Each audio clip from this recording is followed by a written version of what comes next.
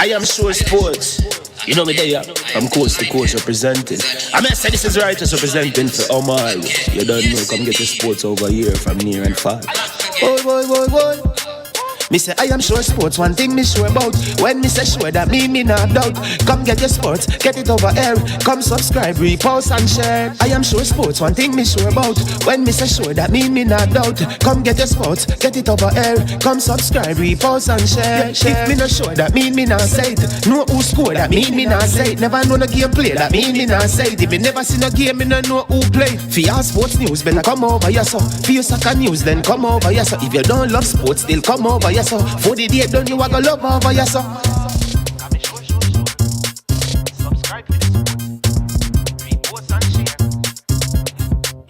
So when it comes on to behavior concerning football, Jamaica is decent. I am sure that if we can get all of these things done, set in place by the end of April, it gives us enough time before the World Cup campaign. Not afraid of no Brazil, no Argentina with these crapper players. We are good enough. Remember to like, subscribe, share. Listen, comment, let me know what your thoughts are. Jamaican herbs and spices add delicious, bold flavor to your next grilling experience. Flavoring sauce, a marinade, basting, condiment, or topping. Trick Nick Jerk Barbecue Sauce.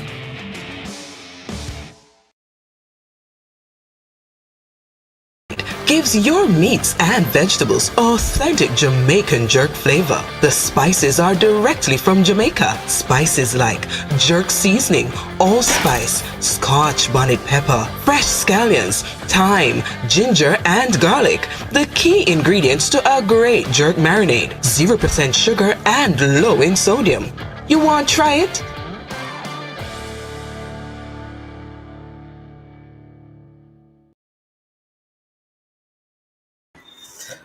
All right, well, greetings and welcome to I Am Sure Sports. I am your host, Manning's Man, and it is my great delight and pleasure to have you with me for one more episode of our Legends Corner. This promises to be fascinating, intriguing, information-loaded interview of a very astute, smart, computer-savvy, goal-scoring machine in his heyday. Some will even say now. In fact, I have one of my subscribers who told me today that in his playing days, he was named after this particular striker. Before I bring him on screen, I need to share with you a little bit about him, so you can know how great his footballing exploits are, and get ready to hear more about him from the person himself. But before I share all of that with you, I want to say a big thank you to our sponsors. The sponsors for this video is Trick Nick. Trick Nick is a Jamaican-owned and operated company in Canada, and they use authentic Jamaican herbs and spices to make all their products. And they are giving away 25% discount on all their products. You saw the commercial. They do jerk spice, barbecue sauce, jerk marinade, hot pepper sauce, and curry paste. All you have to do is shop at www.tricknick.ca and use this code, one word, I am sure sports 001, and if you use that, you will get 25% discount.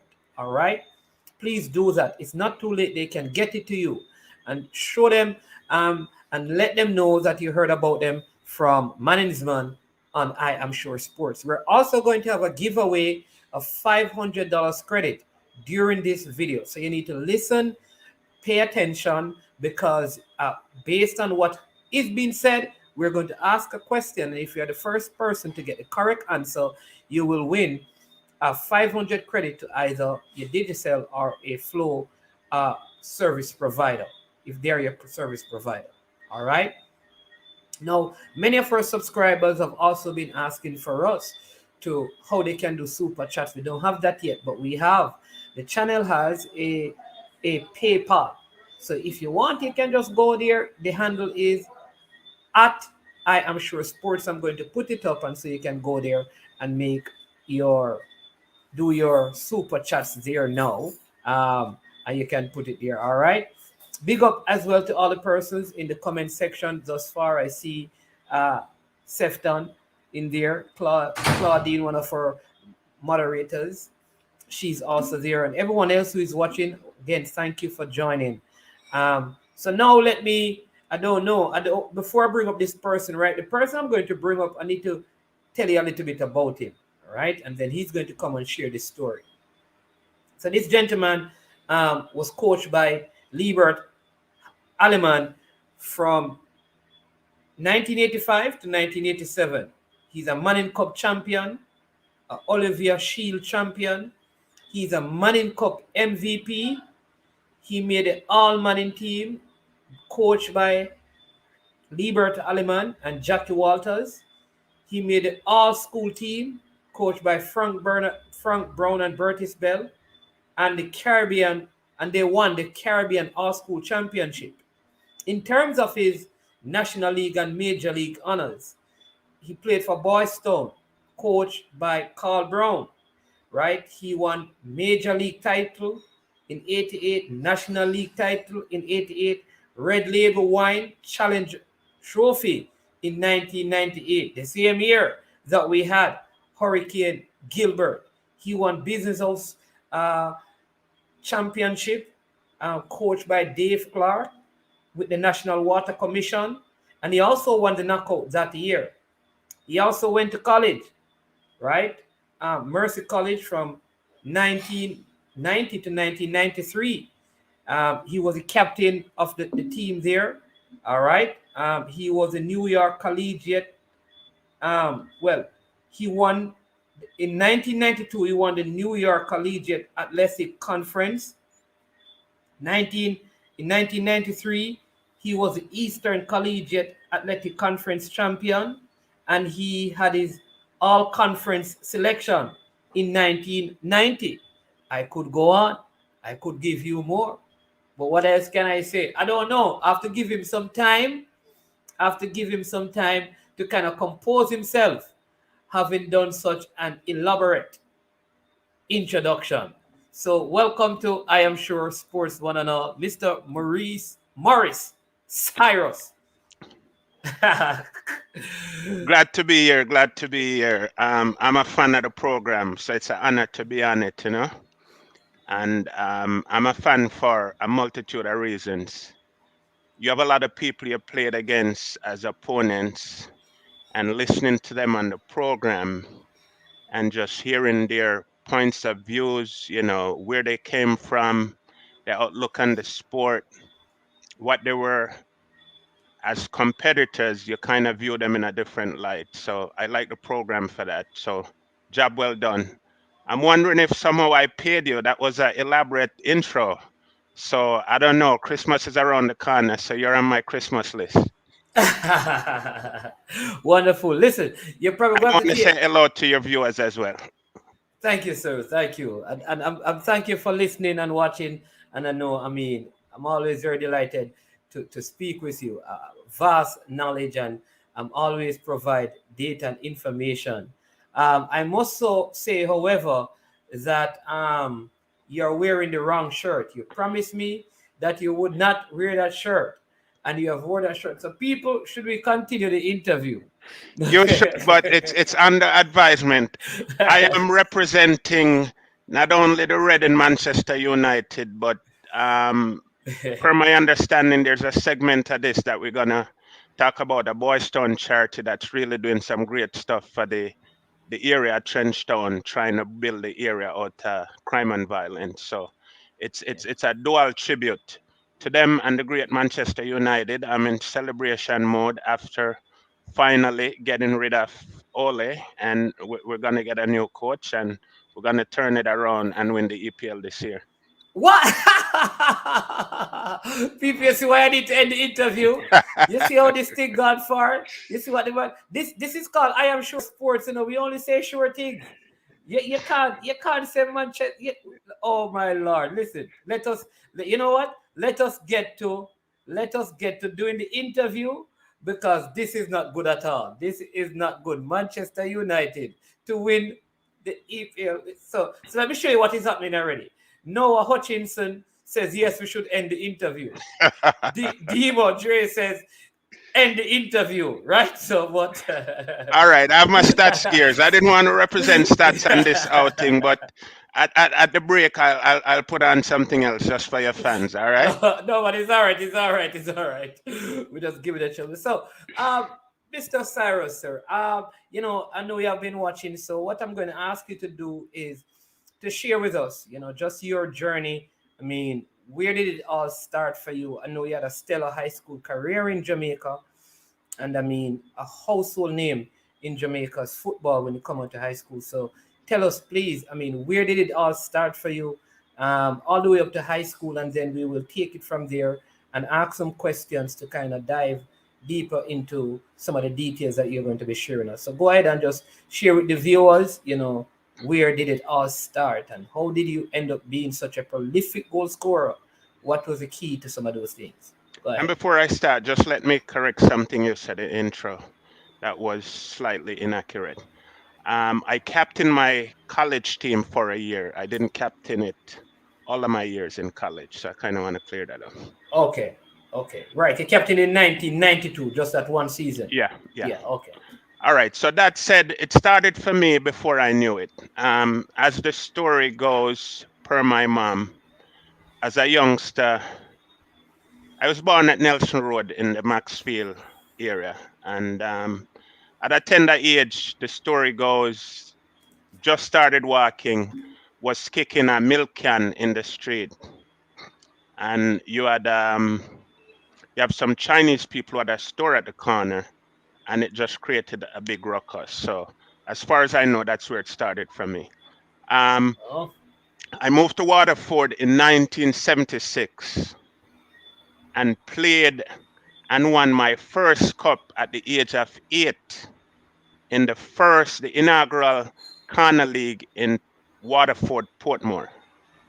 For those people who are familiar with Waterford and Portmore, that field was the field on your left. It's the second field on your left just before you come to phase two.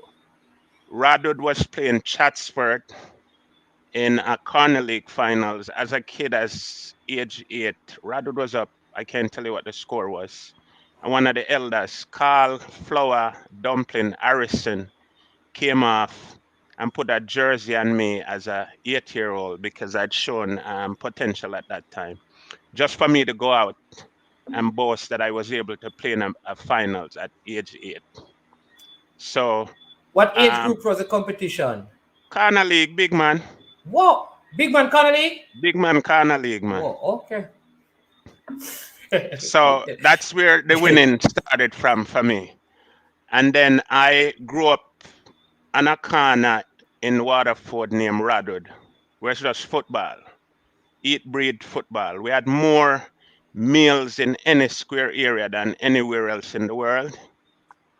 And at that time, our addiction and problem area was just football. We eat, breathe, sleep football. We had a feel that the ritual was Sunday, them time the EPL now. We did I get EPL them time there, but it was English Premier League. I think it was Big League International, it was called back then.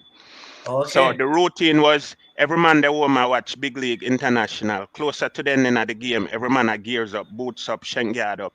And as the match end, every man just run out to the field because it's the first 22 man on the field I got play. And if you don't make the 11, chances are you're not going to play. So I played Radwood coming through the ranks, under 12, under 14, under 16. And that's where it started for me. I went to Boystown and played President Cup because Boystown had been kicked out of the minor leagues, I think the year before. and I ended up playing minor leagues with Clive Smith, Ninja, Boys Okay. Town and Jamaica, former goalie. What We age had was that? under 16, I believe it was. This Oh, was so nine. President Cup was an under 16 tournament. Yes. Okay. Okay.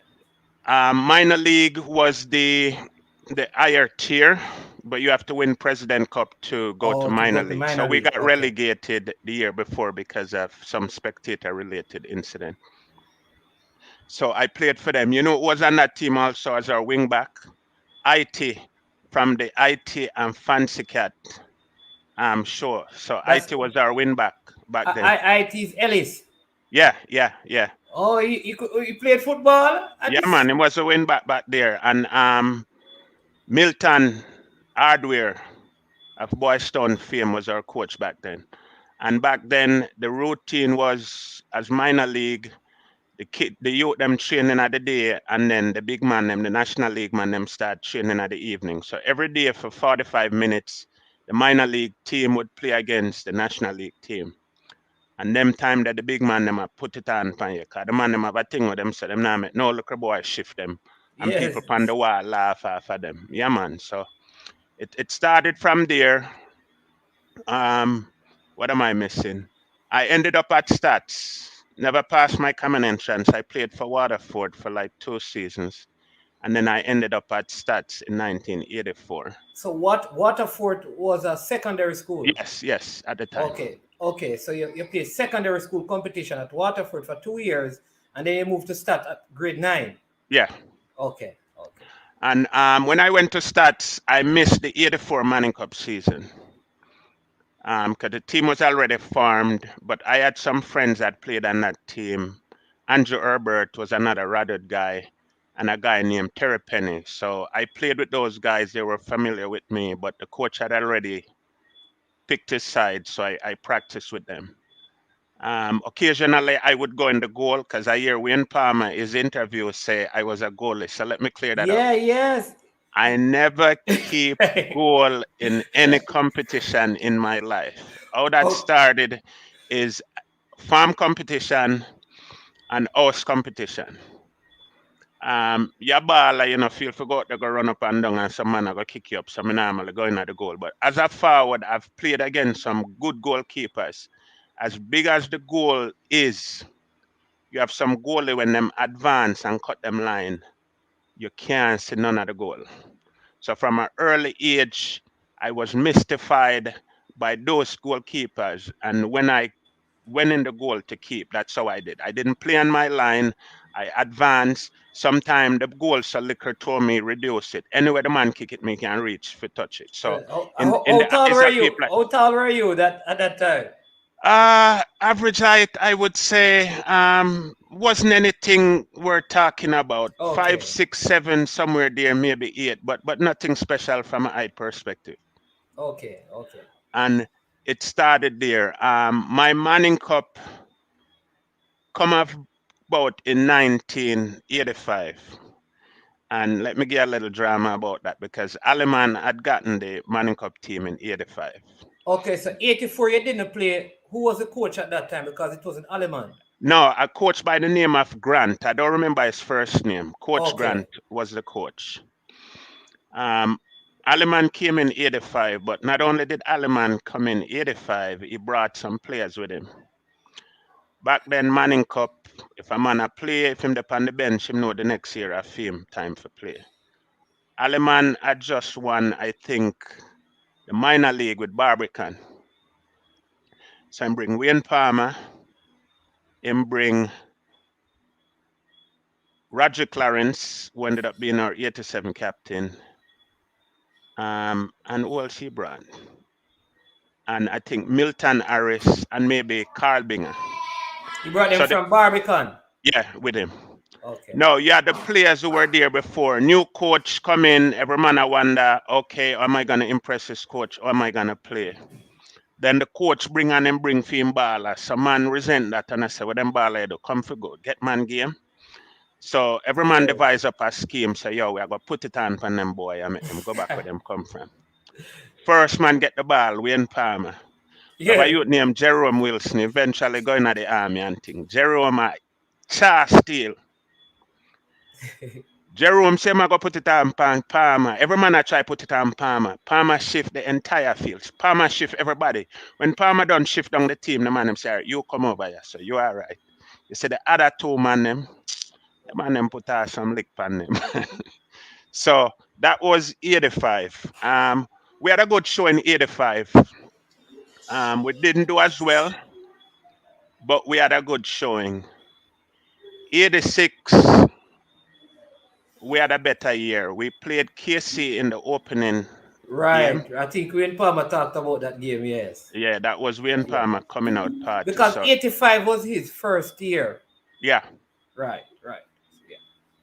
Right. So 86 now, we played opening game. Back then, and your viewers can correct me, but per my recollection, back then opening day, I think you had a dress parade. So all of the teams in Manning Cup, I think there were 19 of them. I was looking at some clipping recently, and I think it was 19 of them. So everybody had to come at the opening day. It was a big parade, a dress parade. You're parading your gears.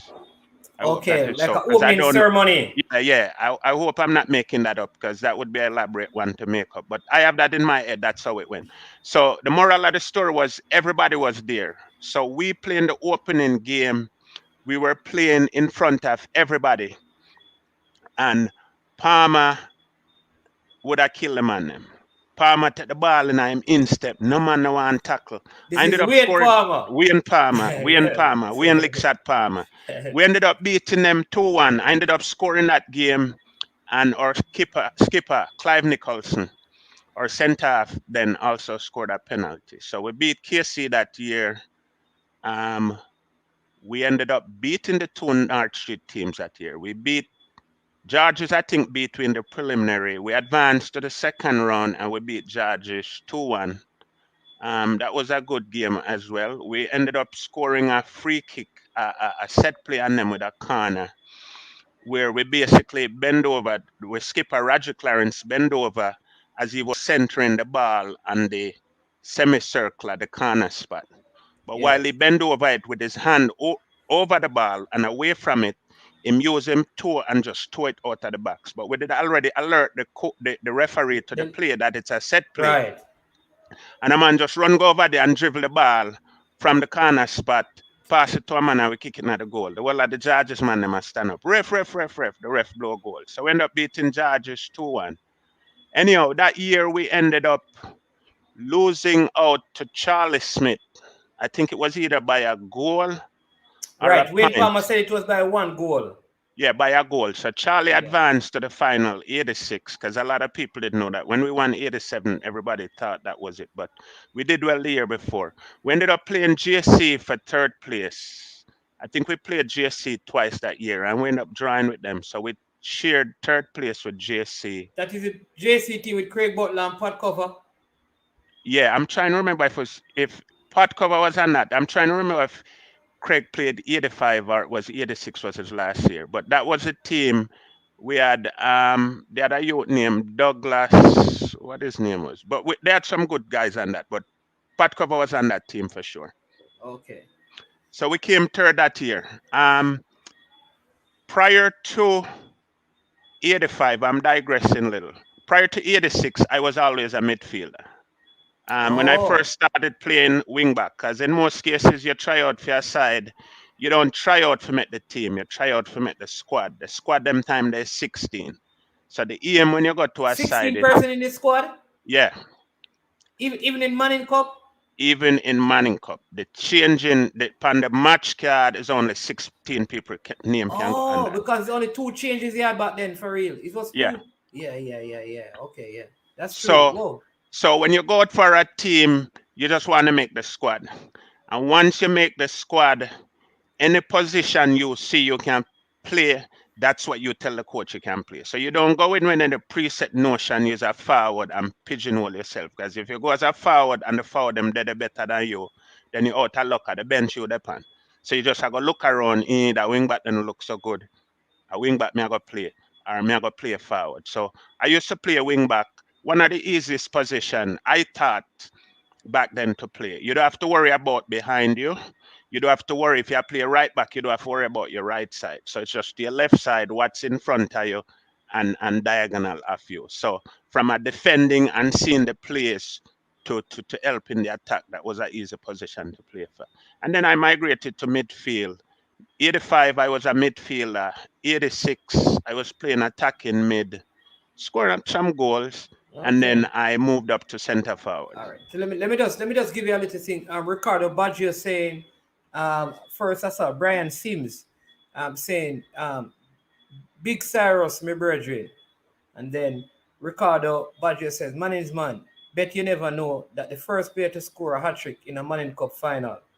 And you're not going to believe this. He says, I heard that question on School Challenge quiz way back when. Which player was the first to score a hat trick in a Manning Cup final? Maurice Cyrus. I'm not sure it's the first, and I'm not sure it has ever been done since or prior. Oh, that's interesting. All Yeah, right, so I think Ricardo I'm the only Baggio. one who has ever done that. Ricardo Baggio, you need to tell me if anybody else has done that. That's the thing. Maurice would have told us that part. But go ahead now. So you get to 86. You guys finish third. You and JC shared third spot. Yeah. All right. Did you get called to? You were still playing. You were playing football outside of schoolboy football at this time. No, man, you couldn't do that. I'm glad you bring that up. Oh. Aleman, big up Liebert Aleman. Aleman run a tight ship. Aleman say, you can't play corner league. Me get all 10,000 lines for right. I must not play bush league. Aleman subscribe to the theory that You're the one that Wayne Palmer said that to fill up. Palmer get it enough our man, but Aleman, me get 10,000 lines, man. Cause Aleman, first and foremost, when you go school them time there, if you can play a ball and you know play a Manning Cup, you'd give a hand or a foot or your neck just for play. That was how prestigious Manning Cup was. And if you a baller, you go do. There's nothing the coach could have asked you to do, and you now go do that in order for play Manning Cup. Whoa. So, Aleman philosophy was you can't play in a corner league, you can't play any other ball, because them thing that bring bad behavior in our program. As a coach, I coach a certain way. And back then, the mentality in a them league it was a shifty boat thing. See?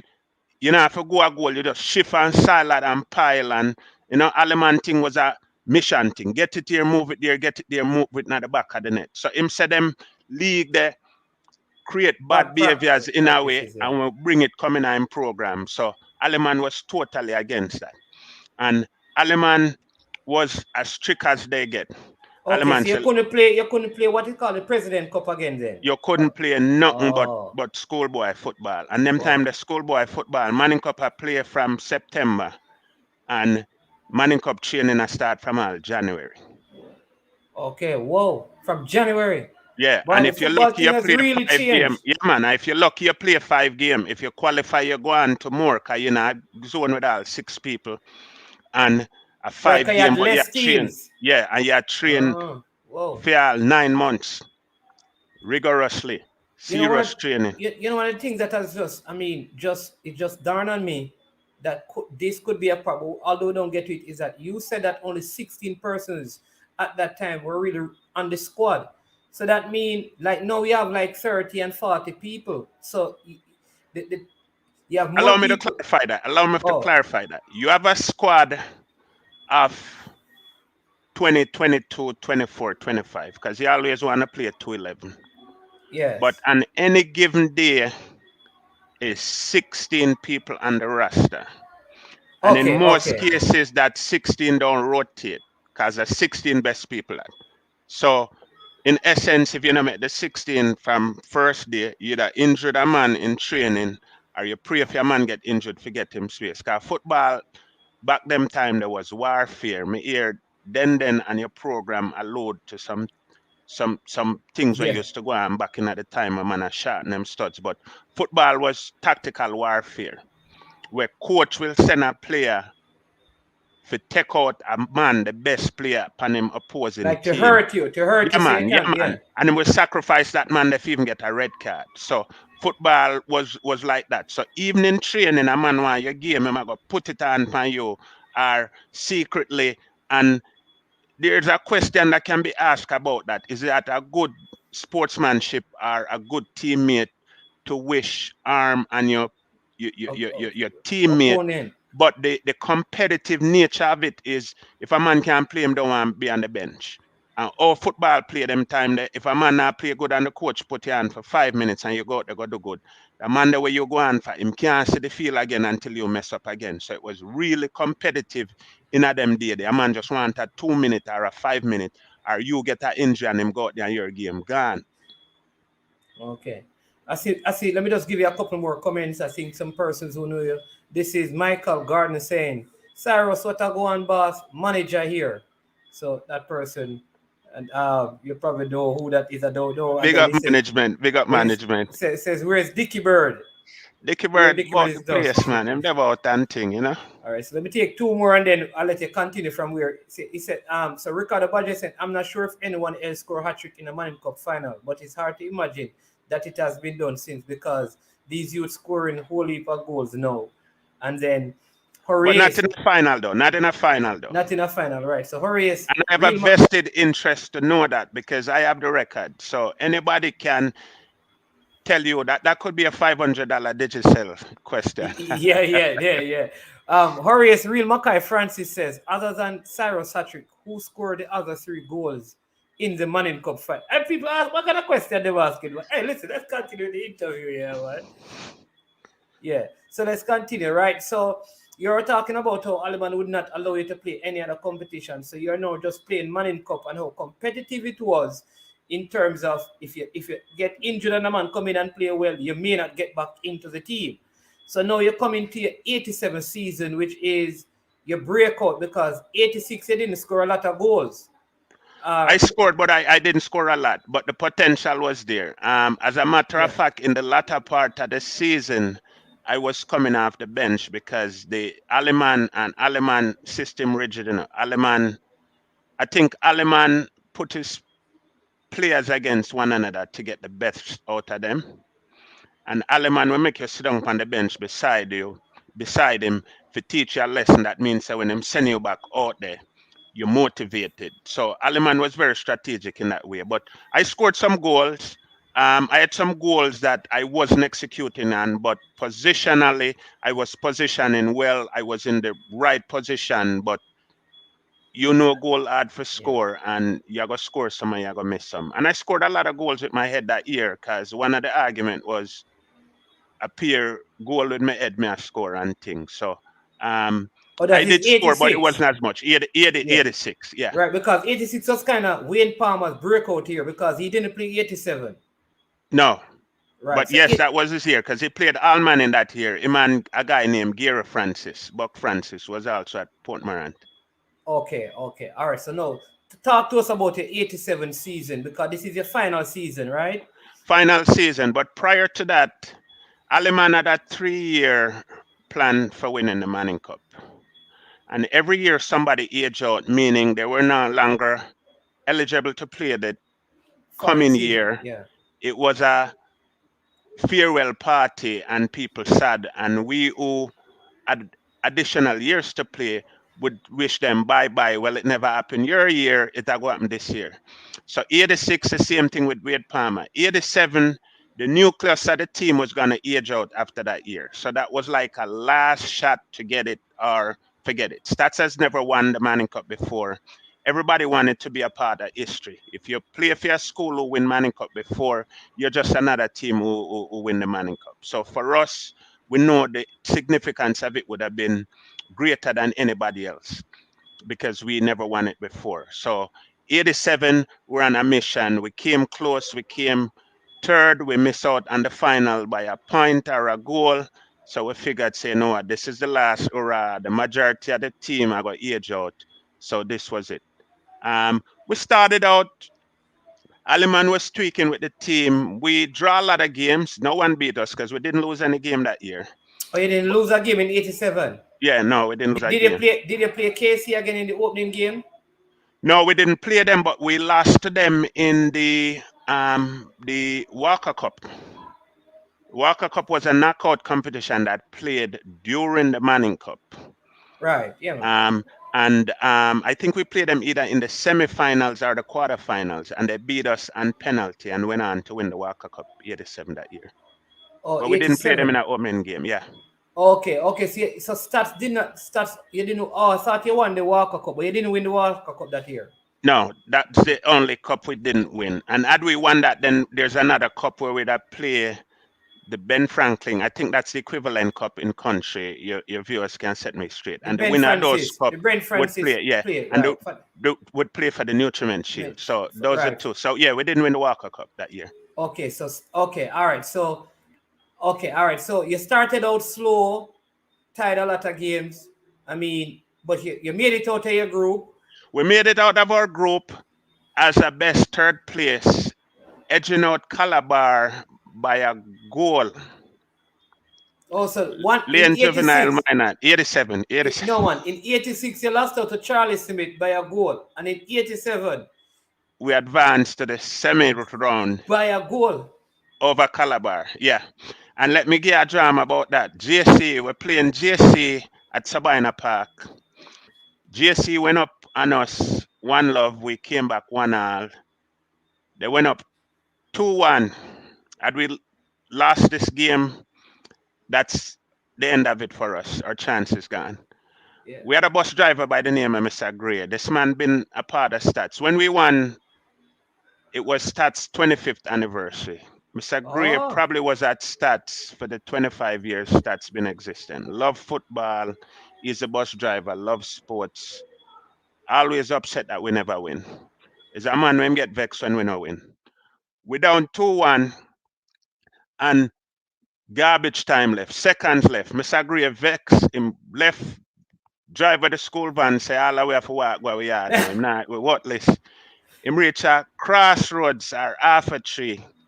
Last minute, a guy named Dennis Brown, may his soul rest in peace, cross a square, and in the dying moments, me headed past Kevin Goofy Brown, 2-2, and that's how we advanced to the semi-final round. Semi-final. All right, so we're gonna get to the semi-final, but Michael Garney here is saying you and Alvin Sharp saved us at Sabina Park versus Tivoli and Little Richie. That man dribbled us down. It was a match that my heart affected me badly. Thanks, honor, diligence, and service, sir. Yeah, that was what in the regular season. Yeah, in the regular season. Okay, so you beat Tivoli Gardens, that Roger Creed Tivoli Gardens team. Yeah. If I remember, I'm trying to remember. Was Tivoli in that zone or was it something else? Don't quote me on that. But if the caller is saying we did, then maybe we did. Okay. I'm trying to remember. Was Tivoli in that zone? I'm not sure. All right. So you got to the semifinals, and the semifinals was now you're in a zone. Yeah. With JC again. Also, you tied with JC 2-2. They still made it. Yeah. So JC Stats. Camperdown. And Tivoli. Freddie Butler side. Dunoon. And Dunoon, okay. And I think what Twitter Reed used to Twitter Devon Reed. I think it was Adidas. I think it's Meadowbrook. Excuse me. I think Meadowbrook was in that zone as well. They had 5 teams in the zone. Yeah, I think those were the team. Or 4. GSC, Stats, Camperdown, and I think Meadowbrook. And Meadowbrook. Okay. Yeah. All right. So, okay. So we draw with GSC. We beat Camperdown 2-0. And that Camperdown at Dean Walker. That was a star-studded Camperdown team. With Freddie Butler? No, man. Camperdown. Freddie was Dunoon, but Freddie was the year before. So Freddie had aged out before 87. Okay. So this is a Camperdown star-studded team that they said never won. Yeah, Adonis Marker, Bucky Barnes. Oh, yeah. Dean Walker, Van Swal, Pepsi Pinnock. That star-studded team. So we beat them 2, and we beat, in the last game, we ended up beating Dunoon 2-1 to go on to the finals to play Excelsior. Okay, so you came out of that and you played Excelsior in the final. All right. No, not in the final. We won the zone, the semi-final zone. Who you played And in the semi-final? JC, which we draw with, Camperdown that we beat 2-love. Right. We beat Dunoon 2-1. And it's either Meadowbrook or Arden. I'm trying to remember if it was in the semi-final zone or earlier, but I think we beat one of those teams 2-1 as well. Okay, and that meaning advance to the finals. Yeah, and your listeners can check me on that. The Meadowbrook and the Arden Okay. part is foggy, but the Camperdown and the score lines, those are accurate. The GSC, that's accurate. I stand by those, as well as the Dunoon 2-1. So we advanced to the final against Excelsior, who was murdering everybody on the other side. Excelsior didn't drop a point that year. All right, so we're gonna get to Excelsior. Don't worry, we're gonna get to, because the Excelsior story and you winning the Money Cup is going to be a very good one. I see we have Mr. Chris Reed because we're gonna just segue because I don't know how long he has and he's on the stream. So if you would permit me to, right, people, we have a very special thing we're going to do now, and because Maurice Cyrus is also involved in this a little. We're going to take around 10 minutes and deal with it, and then we're going to come back to the interview. All right, Maurice, because he has jumped on. So let's see. So I'm going to take some comments. People, I want you to hit the like button, and please, if you have not yet, you need to subscribe to the channel. Let me answer Ricardo Baggio. More players have scored hat tricks in Manning and Da Costa Cup. That's not the question. The question is, has anyone else scored a hat trick in a finals? Manning Cup finals. Manning Cup finals. And the way he's saying that he thinks that Steve Green scored a hat trick against Charlie Smith in '94 in the Walker Cup final. We're talking about the Manning Cup final. Then Brian Sims here is saying that also Big Ronaldo, I think this is Gunter. Ronald Gunter, yeah, man. He was a part of your team as well. 85 and I think 86 as well, yeah. All right, and then Michael Garden is also saying Maurice Cyrus was the most clinical scorer in schoolboy football in '87, contrary to what he is saying. And then Brian Sims said that he was also a Willie Monk. You know, a Willie Monk was part of the team? I don't know him by that name. If he offers up another name, I might remember who that is. All right, and then Donald is saying Stats never played Tivoli '87. The semifinals had 4 teams. Stats, Camperdown, JC, and Dunoon. Camperdown get 2, JC 2-all, and Dunoon 2-1. That I'm gonna tend to agree with that. I think the GSC one was 0-0. I think we draw 2-all with GSC in the preliminary round because that 2-all was what made us advance out of that zone. But that I think that's accurate. So I'm gonna go with that. All right, Uncle defense lockdown. Oh, Michael is saying, or Carl Bing and Carl Badasu. That's Dean Sewell, but that's Dean Sewell's brother, older brother. Uncle our defense lockdown. Ultimate Butler whenever he dribbled to the 18-yard box. All right. Ultimate Butler didn't play 87. 86, I believe, was his last year. Yeah. So Meadowbrook was 86. That year it was Stats, St. George's, Charlie Smith, and Meadowbrook. Okay. Yeah. Yes, yeah. So there you go. All right. So people, let us just invite Mr. Clive Reed, who is part of the Trenchtown Rock Foundation with Joe Downer, and we're going to talk a little bit about Boys Town. We're not into the Boys Town playing days yet. We're still at schoolboy football, but we're going, hear what Mr. Reed. Good night, sir. How are you, sir? Miss Cyrus, you know we call her Cyrus. I know you like to do that, sir. My name is Clive Reed, sir. Thank you very much, sir. You don't want me to give you any titles, so don't give me any. All right. All right. All right. That's between us. Mr. Reed, listen. I mean, you know that Mr. Cyrus must enjoy what you're doing because he's allowing you to invade his interview.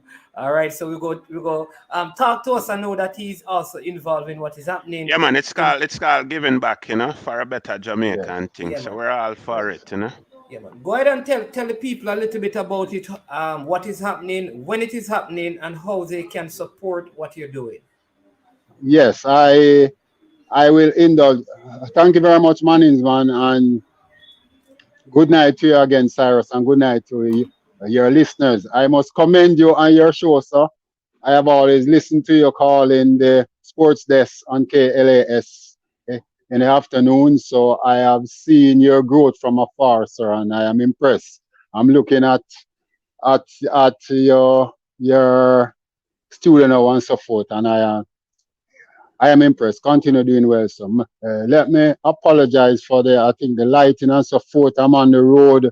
The jobs does call. I'm involved in trucking, and I'm still at the warehouse, so that's part of the my problem. But I want to share in this interview, and I'm doing it now.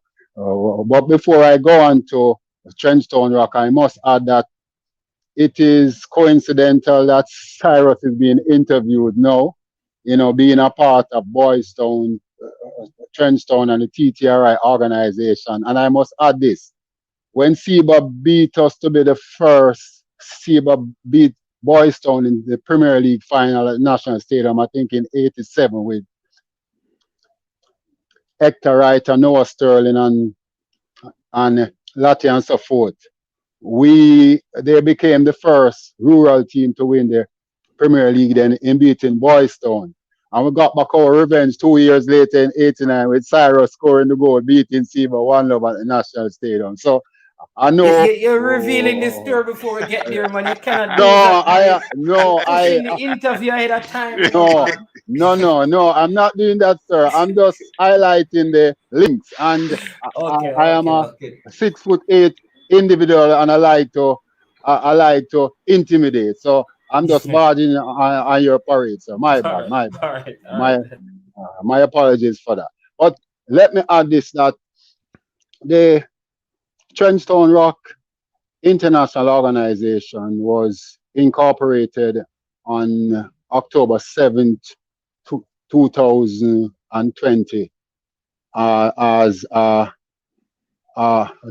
not-for-profit organization registered in the state of Georgia in the USA. Now, we got there because of the great work that had started at Boys Town. And it's coincidental. That's why I had to just touch on that bit of issue with Cyrus, because Cyrus wasn't really from the community, and he came to the community and he gave his all, as a lot of people think he was from the community. And all this started because of the great work of Father Hugh Sherlock in starting Boys Town in 1940. And all the famous and great and productive Jamaicans who have passed through the Boys Town institution that has continued to contribute both to business, commerce, the arts and sports, and a whole lot of areas of this great country of Jamaica. And one of the persons who came through the institution of Boys Town was from the community of Trenchtown in Donovan Joe Downer. And he has migrated for several decades now, and he has always wished to share, as how we saw Father Sherlock and the persons who succeeded him in Carl Brown and Loxley Comer and so forth, how they shared in the community in sharing for underprivileged kids and so forth and so forth. And he has always wished that he could give back in that way. And a year ago, thereabouts, he invited a few friends of his, including Cyrus, Maurice Cyrus, Clifton Samuels, Kenyatta Montgomery, and so forth. A number of us came together and they started a WhatsApp group. And part of doing that, the work in the WhatsApp group, they were concerned. And I know this country is, because Boys Town is a household name in the country of Jamaica, right across the world. And they were concerned about the running of the institution and so forth, and we being out of the Premier League and not playing national football and so forth and so forth. And we realized that Boys Town had a management team in place, so we couldn't invade that turf to do what we wanted. So we came up with the idea then let's form a mirroring organization, so to speak, because Boys Town has been our experience in our lives. So we started the Trenchstone Rock International. And as I said, uh, registered in the state of Georgia.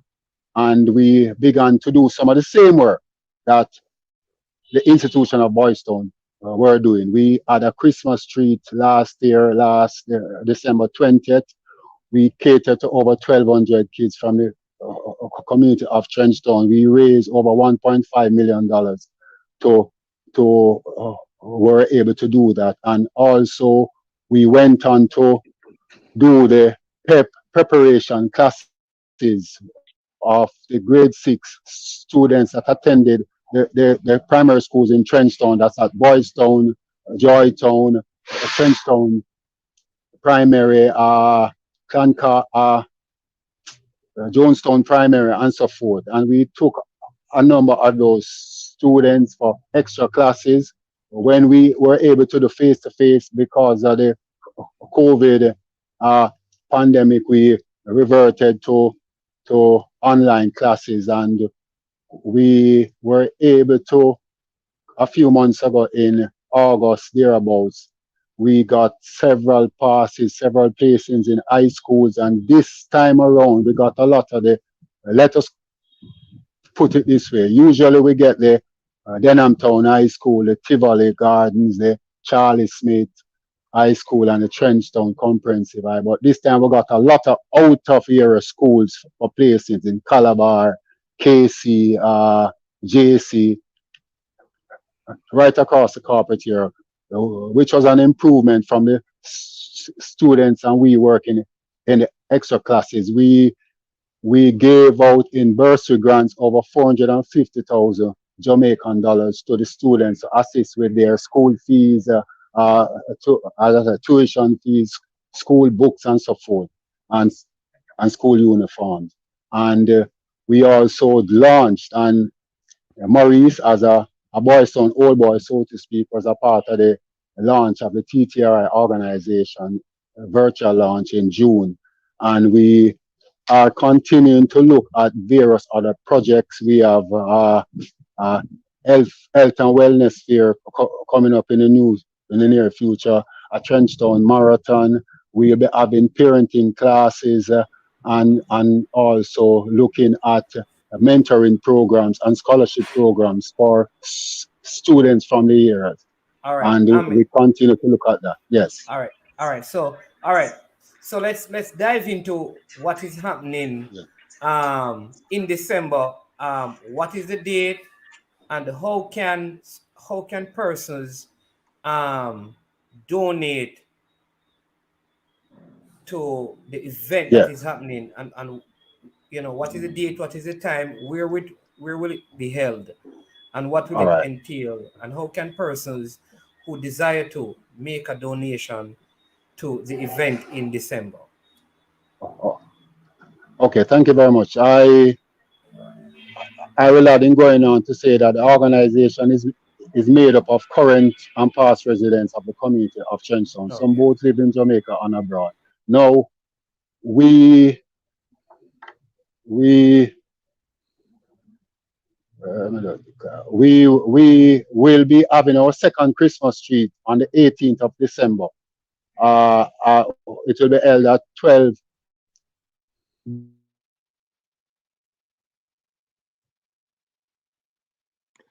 be Mr. Mr. it Clive Weed will is it Yeah. will All yeah. right. Hold Clive on. a All right. breakup, but the Yeah. moral of the I am back. story is Hold on. Yeah. Yeah. You're breaking up a little bit, so I'm going to let Maurice share because I think he has the Okay. details on the event. So go ahead, Maurice, and just yeah, share. it's Mr. Clive will come in with the dates, but the moral of the story is we're having a treat again, a Christmas treat this time for kids in the community who normally would probably not have a Christmas or a fun one.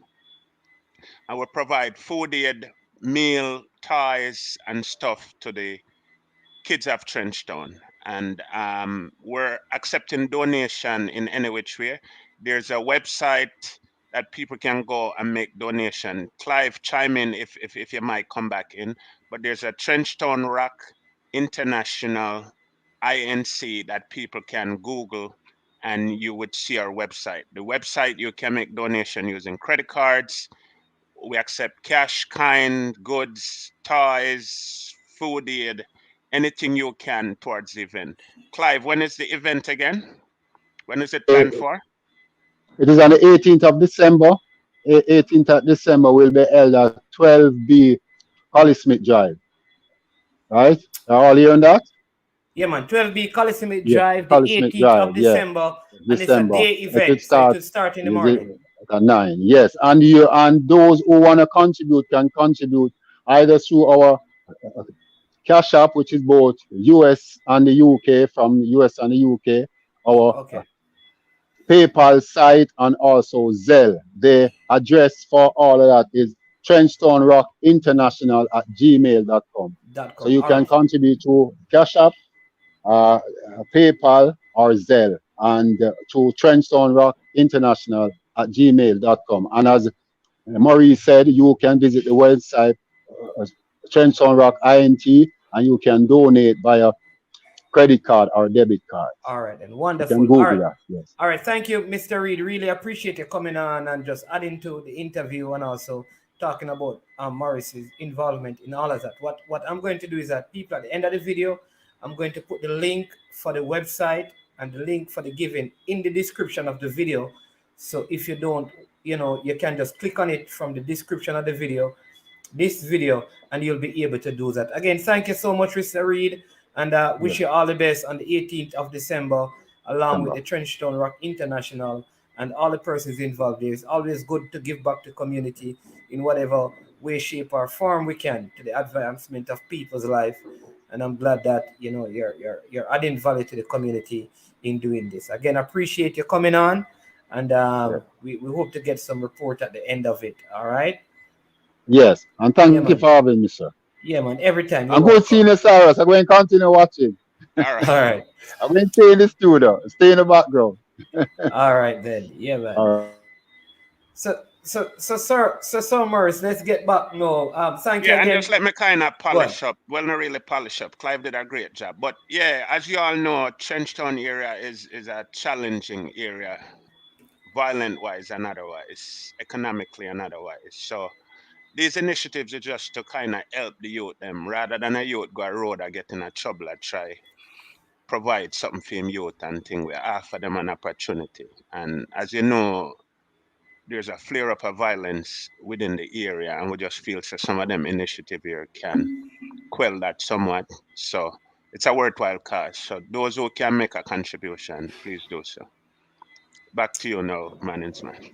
Wonderful. All right. So, apparently there is a very good discussion going on in the chat between Michael Gordon, who said he was on the field, and the assistant coach at that time, who goes by the name Donald Bonito, don't know the correct name, who said he was the assistant coach, and he's bringing some clarity to who was there. He says 87 starts JC game in the semifinal ended 0-0 in 87. The semifinal game, meaning the zone game in the semifinal between Stats and JC, ended 0-0. So if you defeat the 2-2 game was probably earlier in the competition.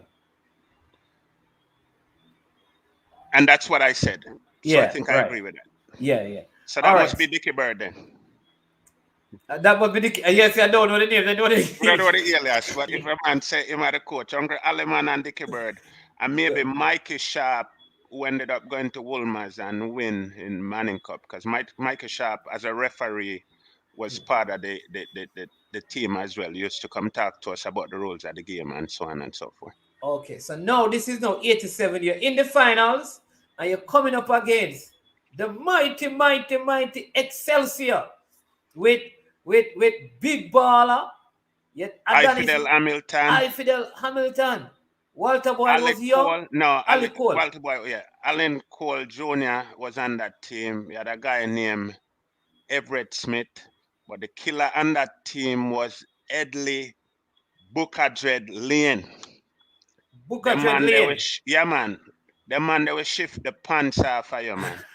And Dangerous Yeah. team. They had a very good team. They were undefeated. When we say undefeated, not only So undefeated, they didn't both of drop you a are point. undefeated. Yes, but these guys Okay. didn't drop a point. Oh, they won. They Oh, so they won all their games. all their games they were Wow. averaging about 4 goals per Wow. game. So not only can you can be undefeated, you can play all the games and draw all of them and be undefeated. Excuse me. Excelsior never drop a point. Whoa. I So didn't know them beat that. up everybody. 27 goals, they had 7 against them. And the reason I'm telling you this, in preparation of this, I went through my scrapbook to kind of refresh my memory and some of the things. So yeah, they're a well-oiled machine, trampling on everyone, beating on everyone, and here we are in the finals against Excelsior. This is the first final First finals. for Stats. Dunoon Stats has never was been to the kicking. final. Never been to the finals in our 25-year history back then. Dunoon was kicking up rumpus too. So when we beat them, Frank Brown, which was the Excelsior coach, had made some utterance that it foregone conclusion and it would have been a better finals if they were playing against Dunoon. Okay. Frank Brown came on the Oh, sports because news that and that said that. Dunoon team was with Altiman, but no, you no, you Butler said was you on you it, did but it. I think they had some. I'm trying to remember who was on that team, but they had some good. They had some Okay. good guys on that team, and I think they were performing well. They were in another zone from us, but they were doing well in that zone. Okay.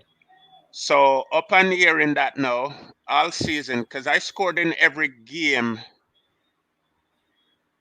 that season leading up. We had 2 games that were draw 0-0 that I didn't score, but every game that we end up scoring, I scored in that game. I always wanted a hat trick. So when me hear Frank Brown with that talk, you know, me I say, what kind of disrespect that and thing? Media come down at the school, everybody I take picture, journalists, sports. You know, I'm daddy, I'm look on them and say, is a hat trick, me I go lick pan them, you know, I go mash up them boy and thing. And man, I say hat trick, me say, yeah, it's a hat trick, me I go score upon them. So come at the finals now, we in the zone. Every man say, boy, this is it. The dream don't come any closer in and of itself. Zin, the man them say, listen, we have to go run and grab it now in a car. This is it for we and the whole of we are going to age out. So we are going to get the all we can get. Reach a stadium early now and say, boy, we did there catch our vibes. Me I wonder if we did in Hold the on, stand. hold on, Maurice, because your assistant coach is saying that you played.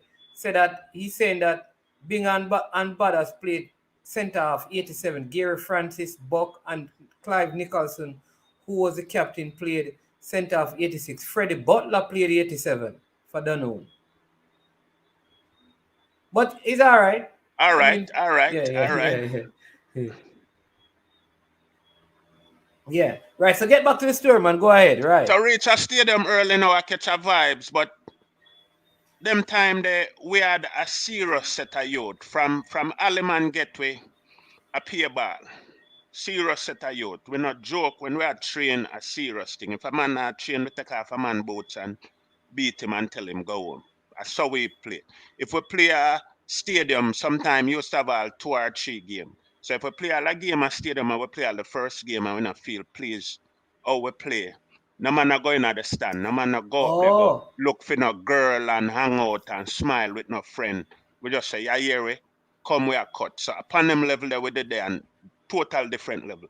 so So we come at the it. games are only played at Stadium No, and Sabina Park. Stadium Sabina Park, Stadium East and Stadium West. Okay. So no school venue. Yeah. Okay. So we are at the stadium now. We got there real early, but first, third, and fourth place I play and all sort of stuff. But that wasn't our thing. We never in the crowd thing. We just come and we go in at the changing room at all and made it. We don't want to see nobody. We don't need no distraction. We did the and pandemonium. We check say earthquake I go on and thing. A peer nice. Stadium must have been packed with excess so close to the stadium. Yeah, and Excelsior man them come I think and go in at the stand. I hope I not tell no lie upon them, but some me remember it. So it's like the man them come and go in at the stand and the people them see them man and the place lift up. So we say, what go on and some man rush out I changing room and when we look, Man, them a say Excelsior. I say, yeah, I said them a go on. All right. And we go in. Game start now, you know. Them time the stadium ramming up, Mrs. Mannings, man. He said, And you know, full stadium. full stadium, man. And you know, Jamaica people again, with upon CP, colored people time and thing. No man no early for nothing. And you come a stadium, you just a reach. 10 minutes late, 15 minutes late, 20 minutes late. First 14 minutes in the game. Goal. And the stadium lift up. Everybody say, goal. And them time the people used to go to stadium and jump stadium fence. You see how high stadium fence is? Normally, when you have a game at stadium, 25% of the attendees jump the fence for coming in, because that was a regular thing. Normally, when the national anthem is sing, the soldier and the police them can't move them after their attention. And every man used to just jump over the fence and thing. Yes. So people out there in long line, stadium park, and from when you're here, you have just People as many outside want to people come in. outside want Oh, come okay. in. Oh. 14 minutes up, me score a goal. We get a player, a mix up with the defender and the goalie, and Mark Miller go up on the left flank. Get one and try, kick it at the goal, and it kick it and the goalie push it and it lick the crossbar and bounce back in my pad. Boom, tap it in, one love. So stadium get up, goal, and everybody and the people them outside are here goal. And the stadium just are rain, the fence are rain people. Everybody just jump over the fence and jump in, jump in. 21st minute again, bust them John again. Two love, the people them here, goal again, and everybody come in now. Stadium packed, You 20 you at scored 1,000. you scored the second goal as well. Yeah, man. First two love. The half done at two love.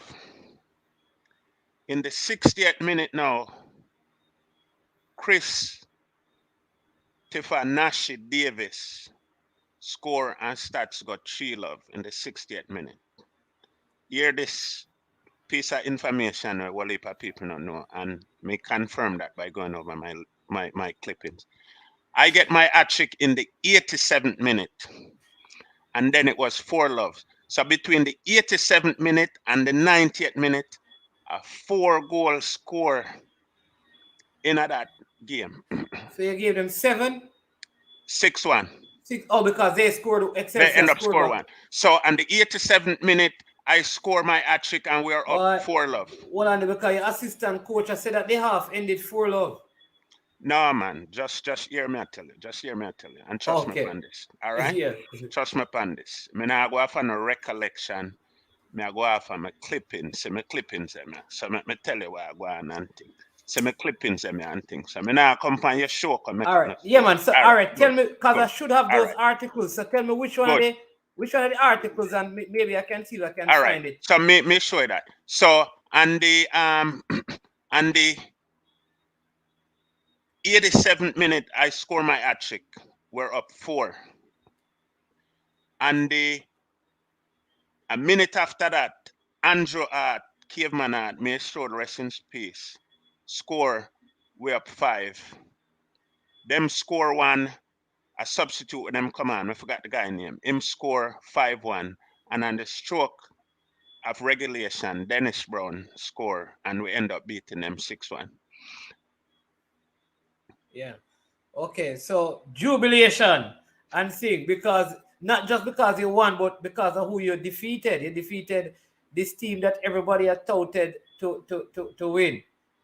Yeah, and we were hungry, you know, because Isaac Henry, the stats principal, we always had the belief that if we won the Manning Cup, we would have gone to England. And as a football, player, that was every player's dream for a trip to England, because you feel, see, you're going to go up on a field, go play some ball, and I'm going to go see her or something like that.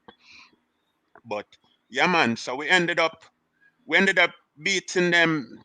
And this was a shocker. First and foremost, it was probably, back then, it was one of the highest margin in a Manning Cup finals.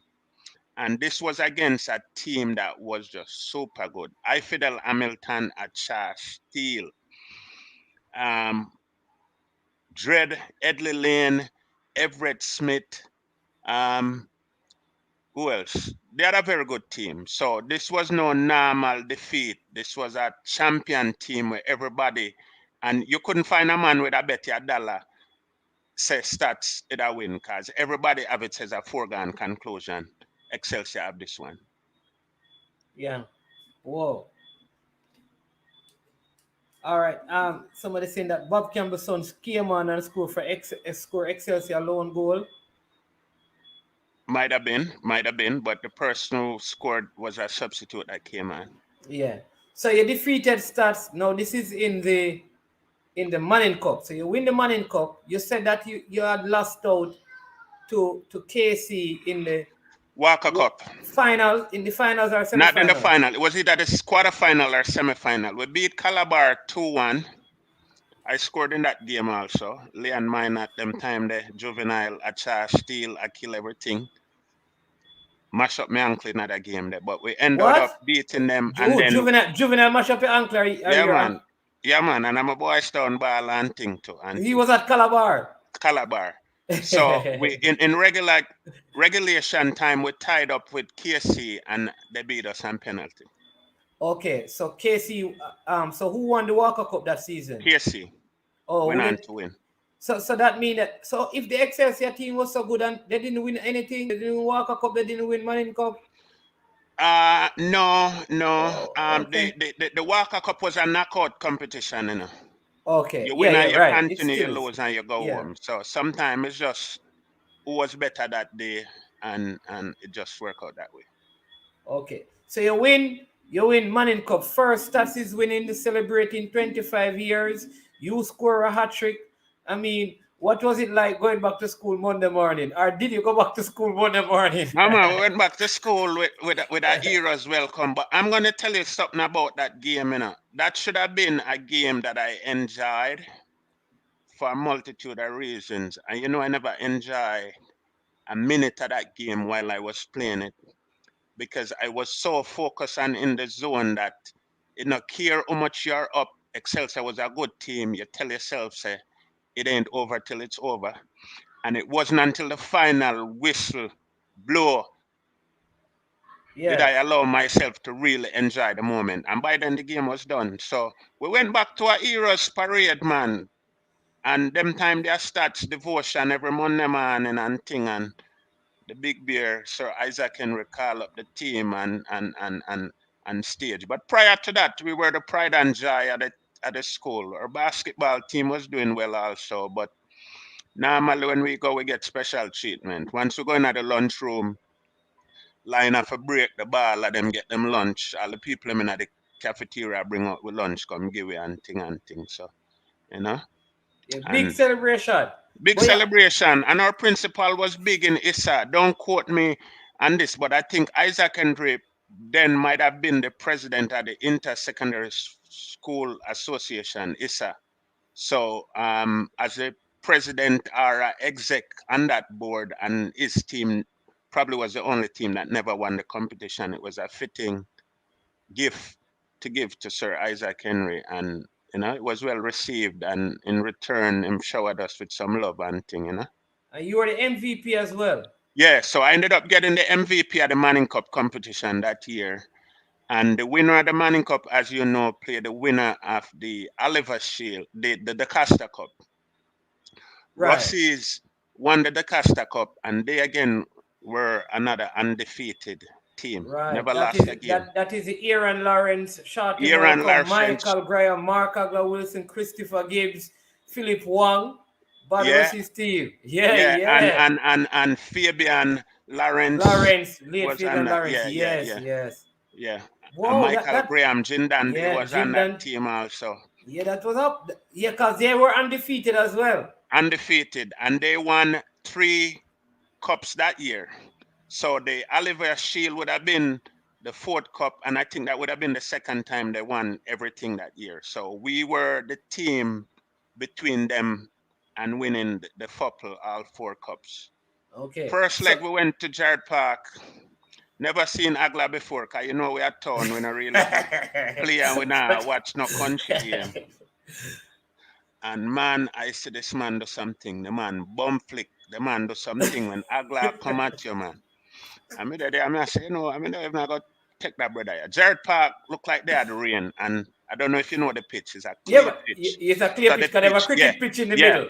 yeah. So it was just bumpy in the clay, and we couldn't get the for play good, and the ball a bounce, and Agla come like him want pop off your foot from all up at your waist, and So the first game, it was more a learning about this guy. I remember looking at what at the article, and one of the writers say Morris Cyrus, who had scored 3 goals the prior week, was a mere spectator, just taking shots from 18 and 25 Yeah, yards yeah, that's what out the art, yeah.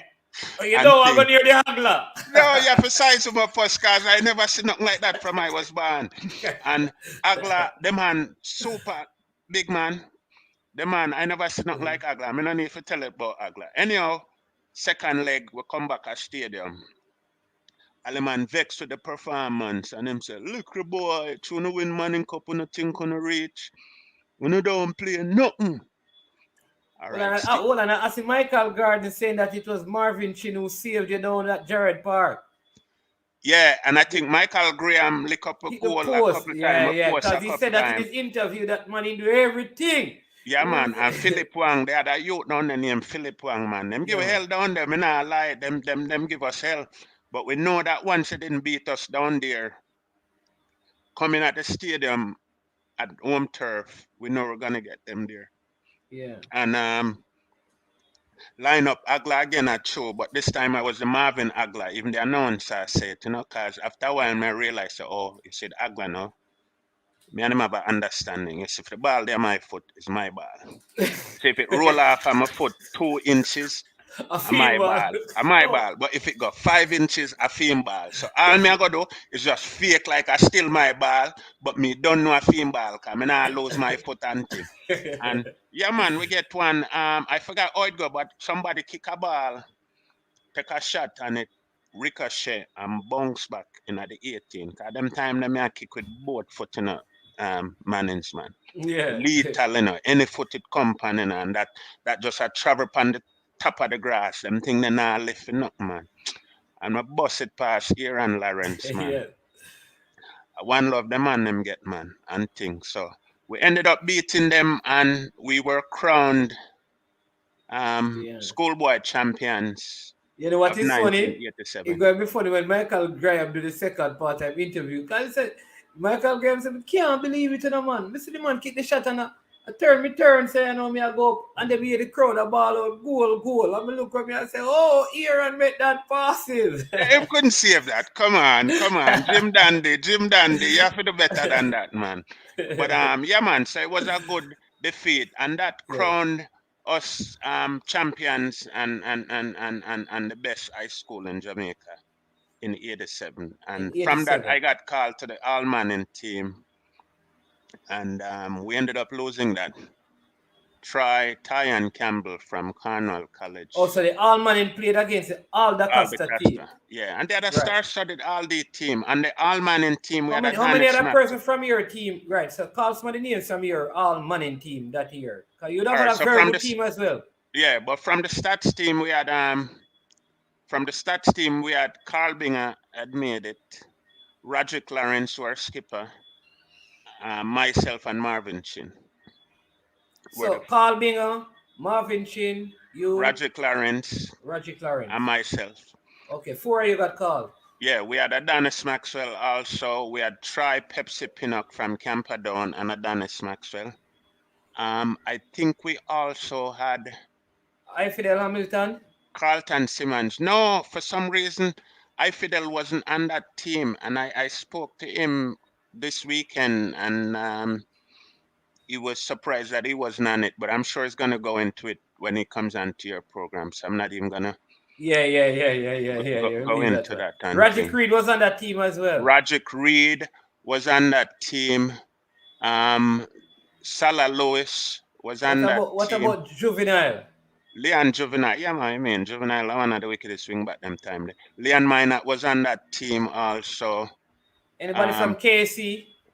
KC, Salah Lewis, Errol Salah Lewis was on that team. Okay. Herbert Richards from KC as well was on that team as well. And Charlie Simit never had who yeah, was that? man, Belly Dias, Christopher Belly Dias Dias was and on that Eugene team. Williams. I don't think Eugene was on it, but Robert Small, the other Okay. wingback, was on it as well. Okay. Also, it's very good, but that was a very good. That mean that all the Costa team was very good then. Yeah, they had a very good team. Hector Wright was on that team. Ty and Pinnock was on that team. You have a duo of Keith Badas Tomlinson. Oh yeah, Not bad passer that. Yeah, and, the one bad passer in midfield. and Winston Tonto Henry. Oh yes. And you had Agla, you had Chris Gibbs on that team as well. Shorty Malcolm. I think they had Brian Donald Hill. Wilson. Donald Wilson, I think, was on that Usman, team. yeah, Usman because right, yeah, from Mannings. true. I think you had a guy named Mark Carter from Veer.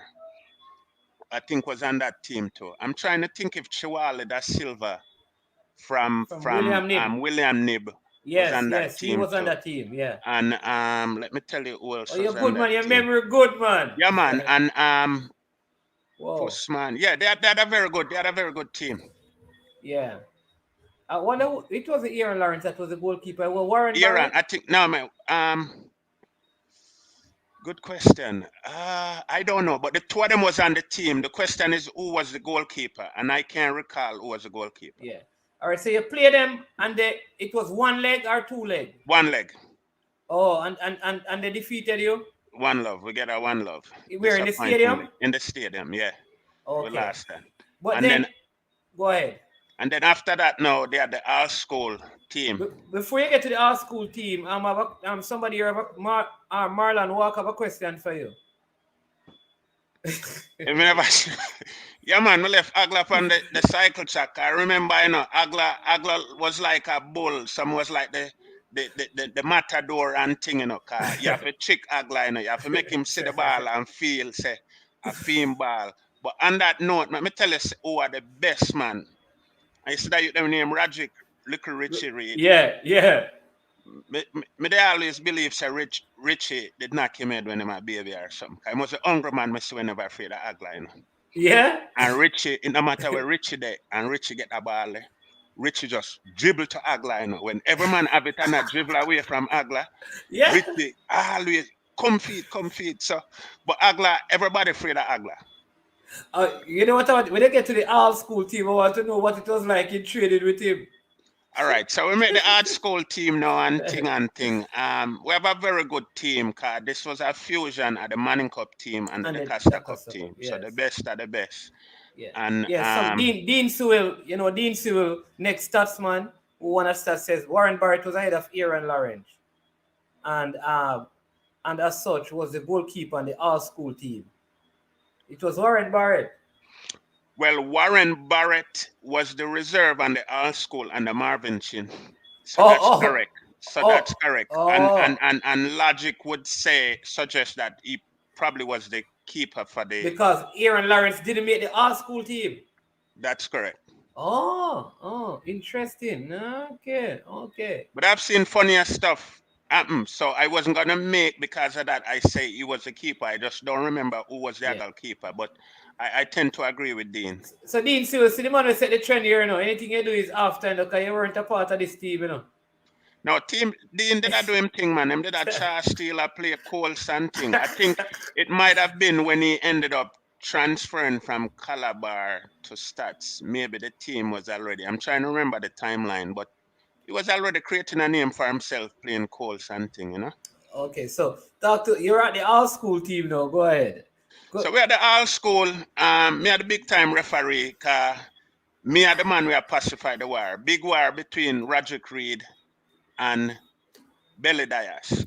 The man there, Garrison Bala. Yeah, man. Belly play for Arnett Garden. Belly a god jungle. Richie play for Tivoli. Him a god. And the Rima man a part the fight. Well, we don't Rima man, because I never I play for Boyston. Even play. Me had a Portmore man and thing. But so the man they have bucketive in both corners, and the man they couldn't take tea. So me is a man always a pacify and weekend when me go home and come back, my bag full of food. So food me I use and pacify it and think. I Yeah. think we did camp out at UWI, at the Okay. University at the West Indies campus and thing and But it was very competitive because I think Frank Brown. I hope I'm not mixing. Yeah, man. Frank Brown was the coach. I think it was him and Jackie, him and Never Bertis. Bell Bertis Bell, yeah. Bertis, yeah. Our Yeah. Bertis was the Almanin, one or the other, but I think it was Bertis Bell. So it was very competitive. Nobody knew who was gonna be on the team, and I ended up being the starting center forward, me and Roger Creed. Okay. Okay. And on that team we had Sarah, Marvin Chin was the goalie, Warren Barrett the reserve. see Clennon Clark as a Cyrus a garden man. See, yes, for real. Yeah, and make them know. Some tell me about me a Rima man, cause the guard man, Rima man never PMP. But that's a whole other story. Remind me to get a jam about that when we get into the boys town. Remind me to tell you Yeah. about boys town, Tivoli at Tivoli school and Yeah. things.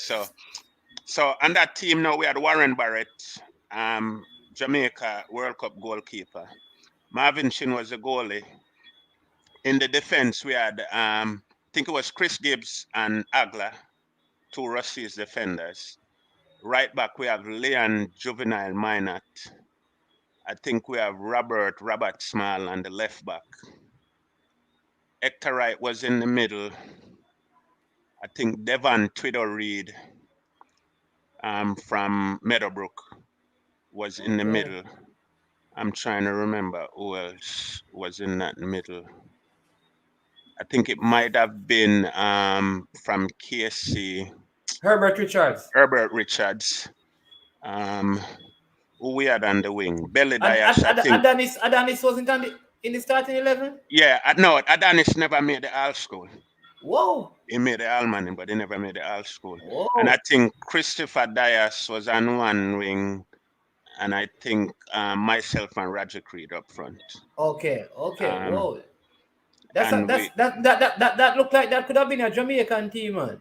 Yeah, it was a That good great. team. And I tell you, we went on and win that competition because I heard T-Gat say the Jamaica 91 team that won the Shell Cup was the first Jamaica team to win an international tournament.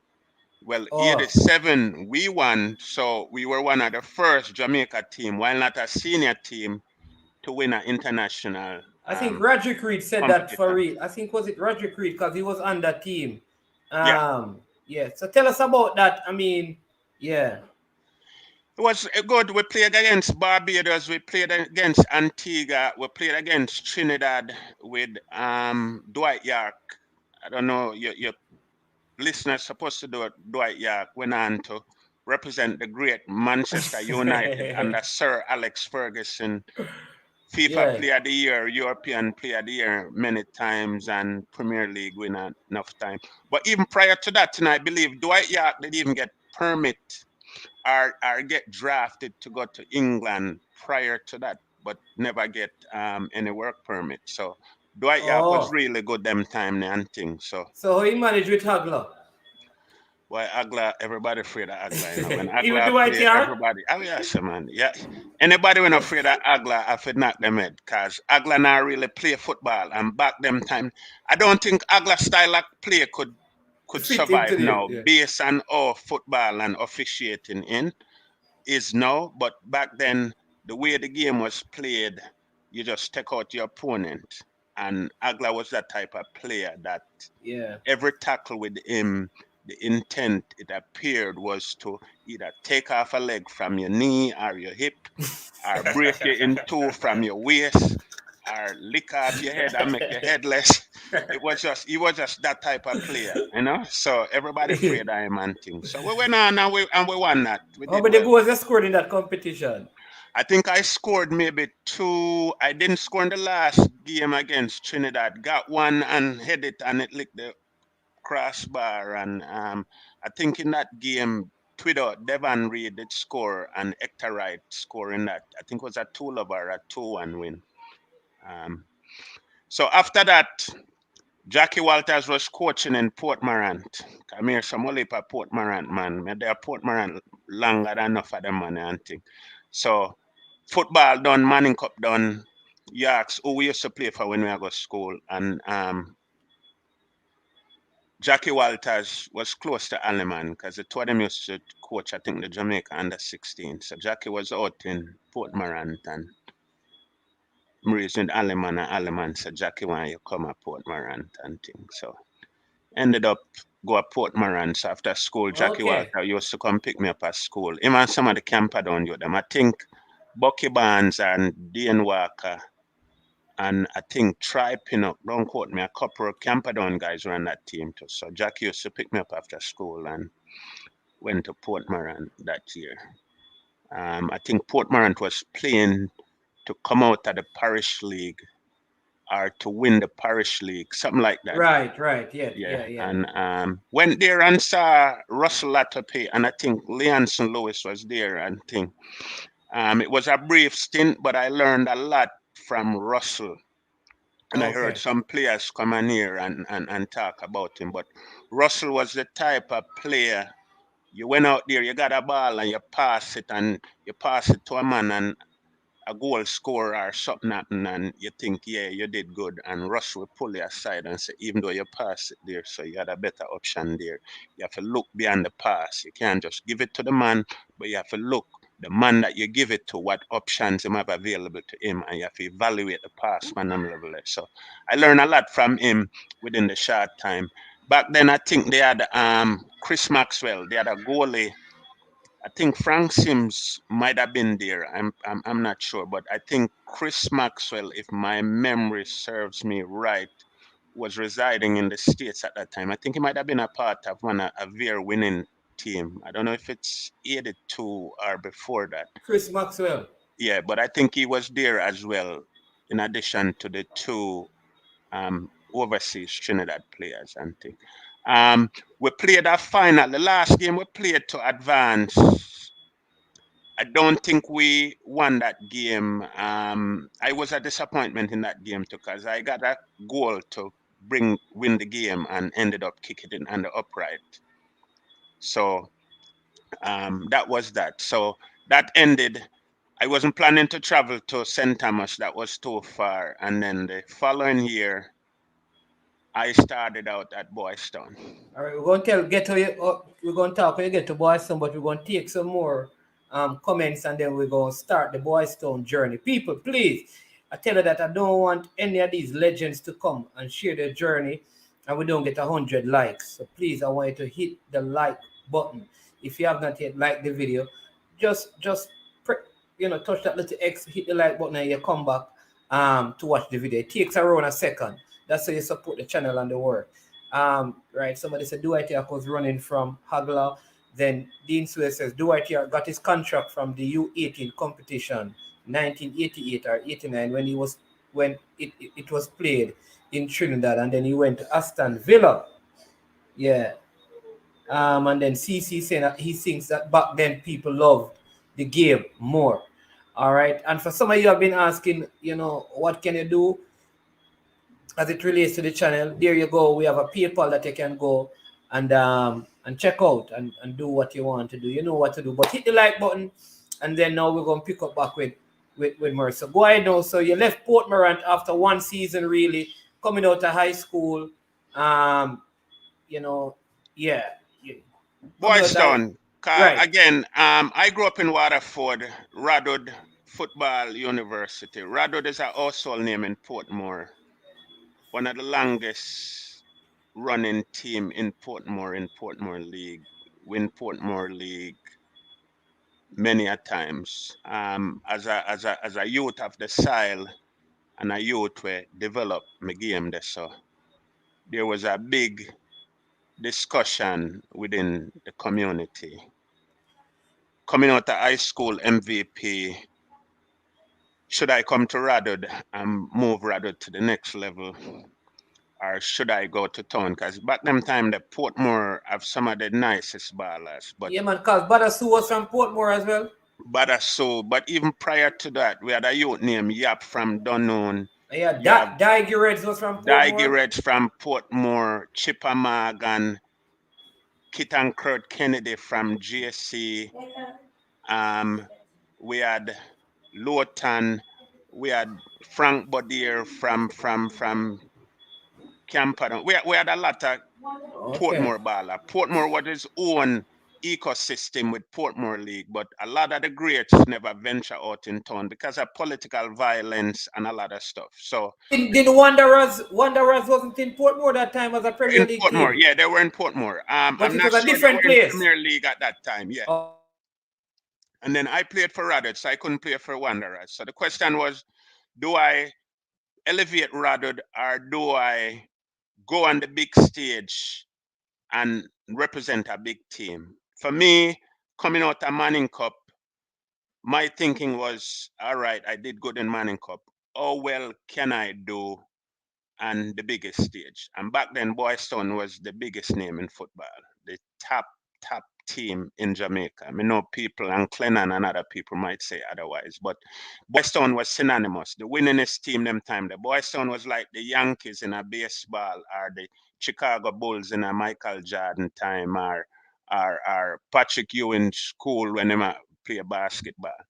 And all right, Mr. Boystown, me dey play minor league for Boystown. Mr. Make me go Boystown. Big side, if you want to know if you're a baller, go a big side. If you can make big side, then you're a baller. Go a Boystown, and me did know most of the man them, cause from minor league days, me I play against all of them man. As me tell you, minor league practice, the last 45 minutes we I play against the big man them. So when a boy, somebody saying that before you went to Boystown, you went to Hazard to I'm gonna train. talk about that. I Oh, started okay, Boystown first. I started okay, Boystown first. okay. Go ahead. So I started training with Boystown now, and Bill of vibes. Go there, go see a level of vibes that was similar to high school. Cause I tell people say, sometime more than talent, camaraderie will make you win cups more than talent. So we did have a camaraderie, a stats like nothing I've seen before. Man and man spar based on position with them play. Forward spar, link man spar, defender and goalie spar. A man talk ball and reason ball and build vibes. I go a Boystown and drop in a side where a whole heap of vibes. They are training things serious. Aleman again come to me. Him want me come a hazard. I say, Aleman, me done go a All right. Boystown already. I wanted to ask you though, but weren't you fearful that you wouldn't get in the game in that Boystown side with Ali McNabb and Teacher Hyde and all of those people? Like you, Fearful one man, I me on top of my game at the ultimate measure, at the scale that me a step on now, for measure myself, you know, have no fear as a youth, cause that was one of my competitive edge, and I think for that reason why I always perform well in big games like finals and always end up scoring as a forward. Because me will my thing in them thing the way me live for them moment, them want to prove something to everybody, them want to prove something to the opponent. So that was just another opportunity for prove to myself, say, me can fit in amongst men. Me could have go Constant Spring, big at for the one me come Constant Spring. Um, Charles Edwards, who was affiliated with Constant Spring, he used to coach the girls team Jersey, yeah man, number of years. Charlie, yeah man. Charlie was a stats man, was a teacher, a stats pass student. When me I go to school, Charlie make me drive all them Benz at school and think I was in ball and think. And as a matter of fact, him they tell me say me score a hat trick, him will buy me a boat. Him they not buy me a Deodora. So it was film side and Constant Spring was on the table, but Boystown was a big side. So me say a Boystown. And again, me I play the man there from me at 16. Cause we I play Okay. them 45 minutes every day after minor league. And the man them a treat you like big man. So me I play big man ball from my idea. I mean. So Aleman invited you down to Hazard, you said? Yeah. I mean I say Aleman, me start training with the man them cause me have a level of loyalty. Me T got alluded to this when him left Arnett and go play for Jean Grey because Jean Grey gave him 10,000 after him come out, him just never feel good and give him back the money. So I did build a little vibes with Boystown and I couldn't betray that. I say, Aleman, go there, I build a vibes with the man them. I can't leave. Aleman say, Cyrus, just come and see where we are dealing. I say, Aleman, I can't. Him say, all right, just come and check it out. Anyhow, I go to Hazard and train with them, man. Cause for them league I run before Boys Town. And I think my train, I don't think I did play in the game and thing. I'm go there. I miss a couple Boys Town training. And when I go back, boss, the man they make me feel so guilty.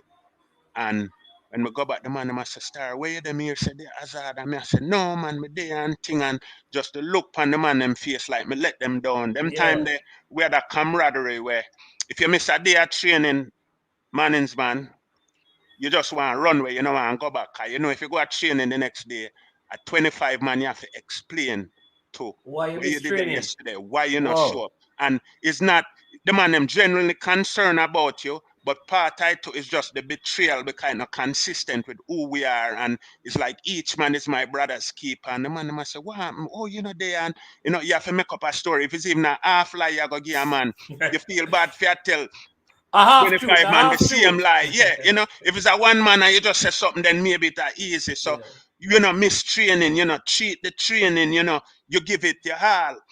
And with the and thing, people are real for me and things, say, boy, the youth, school youth and thing, him should I get a call from the national. Jeffrey Maxwell, I run the team and thing, but just come out of high school, me need to prove myself.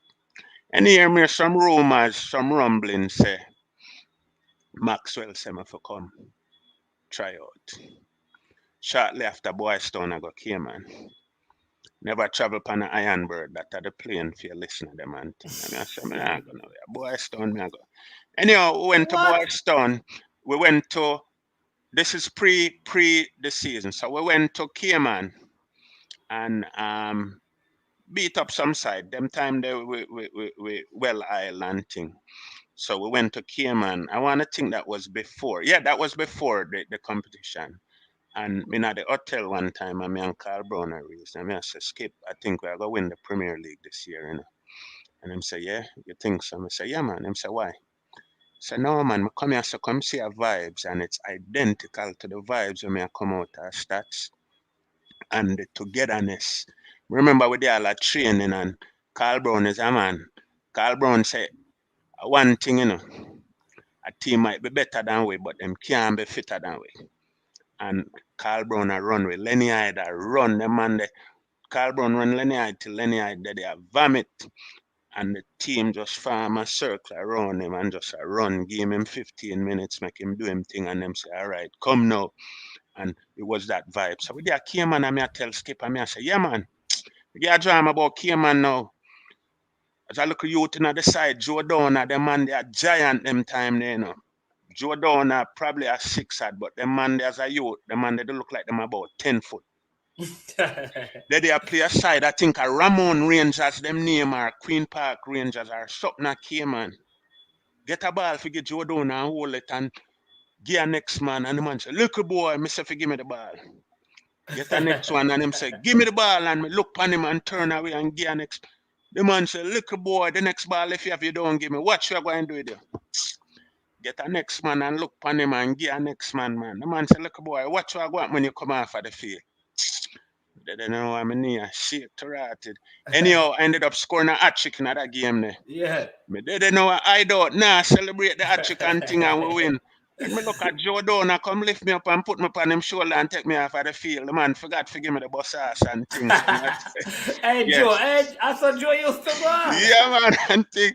So anyhow, we went back and we did well in the National League. We did well in the Major League. I think we might have won the Major League before. So You didn't win in the 87, 88. What other arena went to the final and what other win?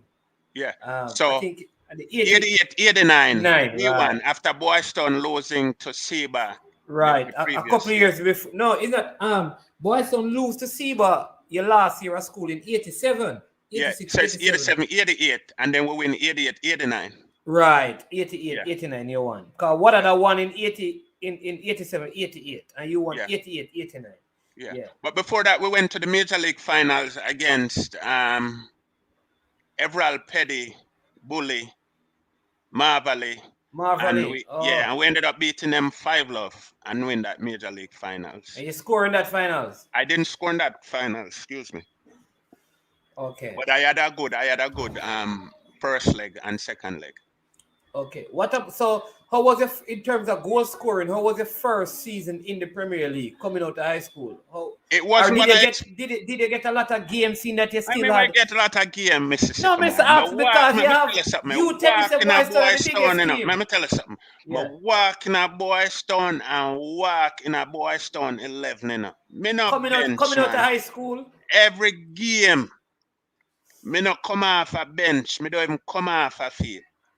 Joe Downer can check me. Walk in a Boys Town, but them time that we have a youth named Shrimpy, Andy Shrimpy Stevens. I think either the year before or that year he was the leading goal scorer in the Premier League. So if I make the forward, I couldn't make the forward, but Carl Brown ended up putting me in a midfield. So I ended up playing midfield for Boys Town. I played at top link where Okay. Andy Stevens now make some run and me I got through. So I never had the season I was hoping for, but I had a number of goals and I had a very good season. But I started and I played National League, Major League. So we ended up beating them. I never scored in the Major League finals. Okay. So National League finals, no, we so again come to see, but 89 it's season the now. same season. Oh, okay. Because Yeah. that's the same season we won three cups. So National League, SEBA win the finals. We went to Jarrett Park, and I think we draw that game. Second leg was in the National Stadium.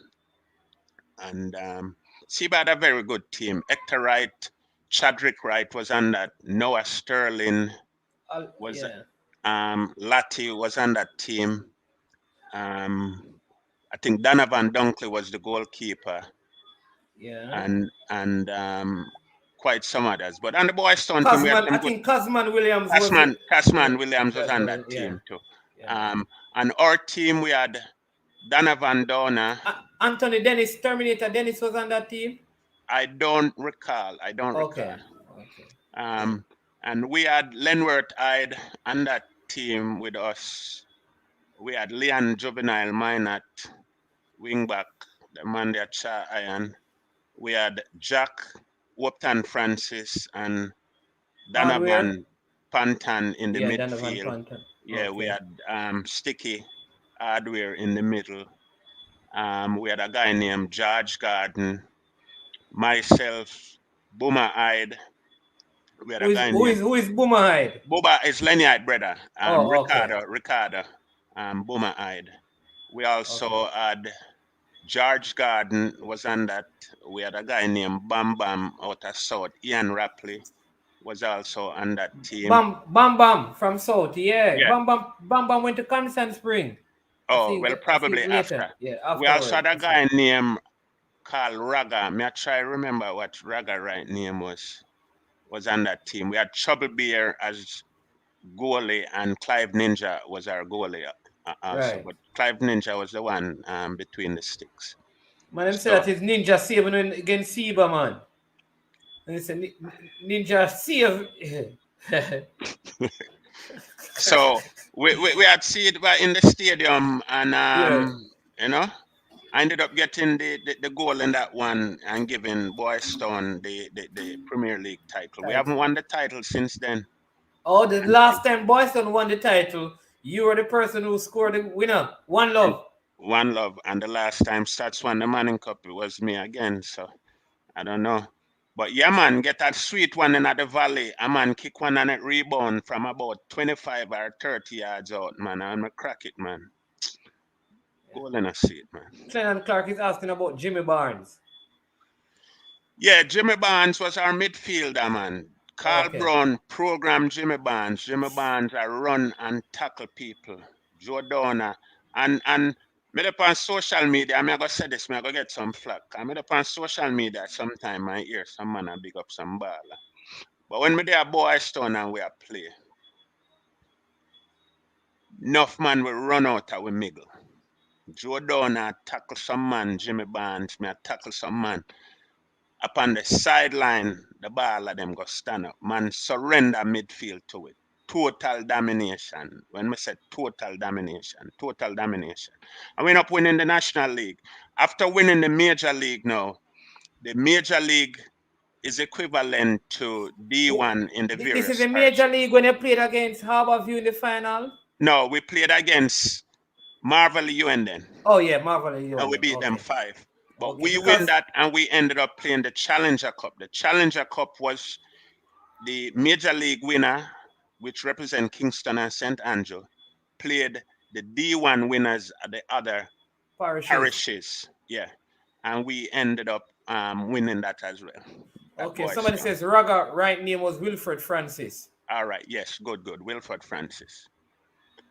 Yeah, and somebody said that Jimmy Barnes KC man, he Yeah. was in his graduating class.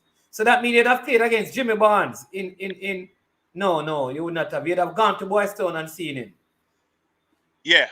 But Yeah. that's not the Jimmy Barnes that you're thinking about from England. But Jimmy Barnes was a player and Boystown team. Adrian Barnes was his actual name. Okay. So you did one season at Boystown, win everything there was Major League, Premier League, Challenge Cup. Right? So you win Yeah. everything there, scored in the final. Boystown has not won but the Premier League, you know. But we have won the Major League a couple times after that.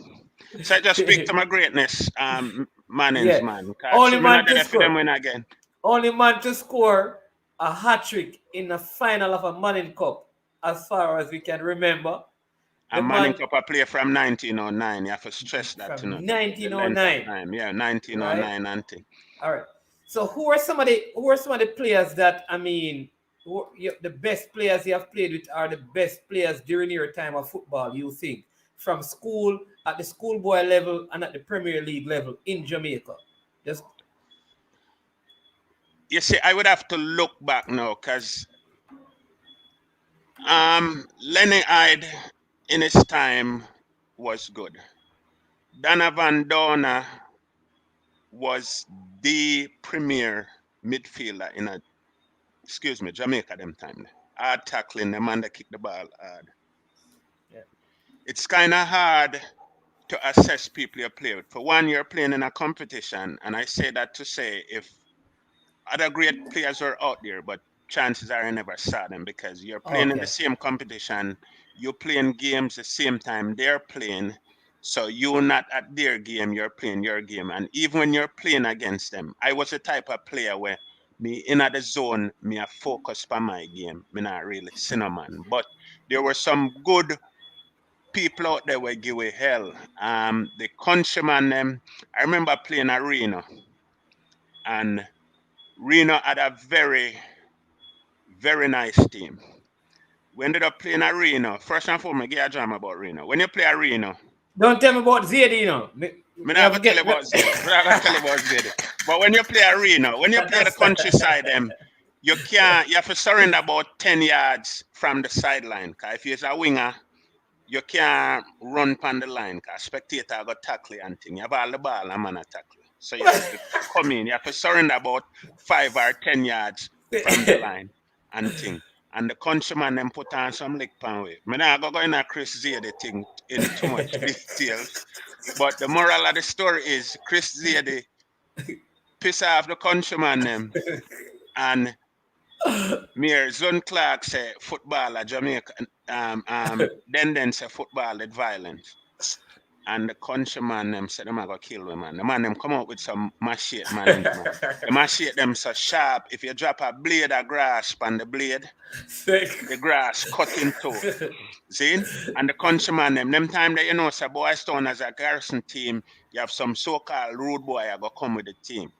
But you go country out of port. So you a bad man at town, you know, bad at country. And whatever pie or whatever you have, you can't carry that with you come a country. So you left that at town. Yo, the countryman, them all the road boy, them the countryman, them I said, let me tell you something. Me no know where town there. You know, can't see me fi do me nothing at town. Murder me, I go murder on it. Yo, a police have to escort we out of the stadium, man. Police, the man, let me tell you something. You can't see we nothing where fi do we nothing, because we don't know where town there, and we don't have no business I got town. So, we no could have bad like yours, we don't know nothing about that. Yeah, man, so that was it. Another drama now, Tivoli, me I forget that one, you know, Boystown, Tivoli. as what Joe Downer say, Jungle man, honest people have Tivoli as a labor right side, and I've Tivoli have Boy I've Stone voiced out, yeah. as a PMP side, and Rayma, you know, is Yeah. what name. Why we play Tivoli Garden at Tivoli. Just come out of all school. Leon Minot, Juvenile, myself, Rajic, look Richie, Reed. Richie get one and beat couple man in our middle and come through and Juvenile step out there and Hellboy man, spin a Hellboy him again and when Richie drop and roll them time they are dirt field, a peer dust man. It take about 5 minutes before we see Richie. And Richie disappear and the Tivoli man them say, lock the gate.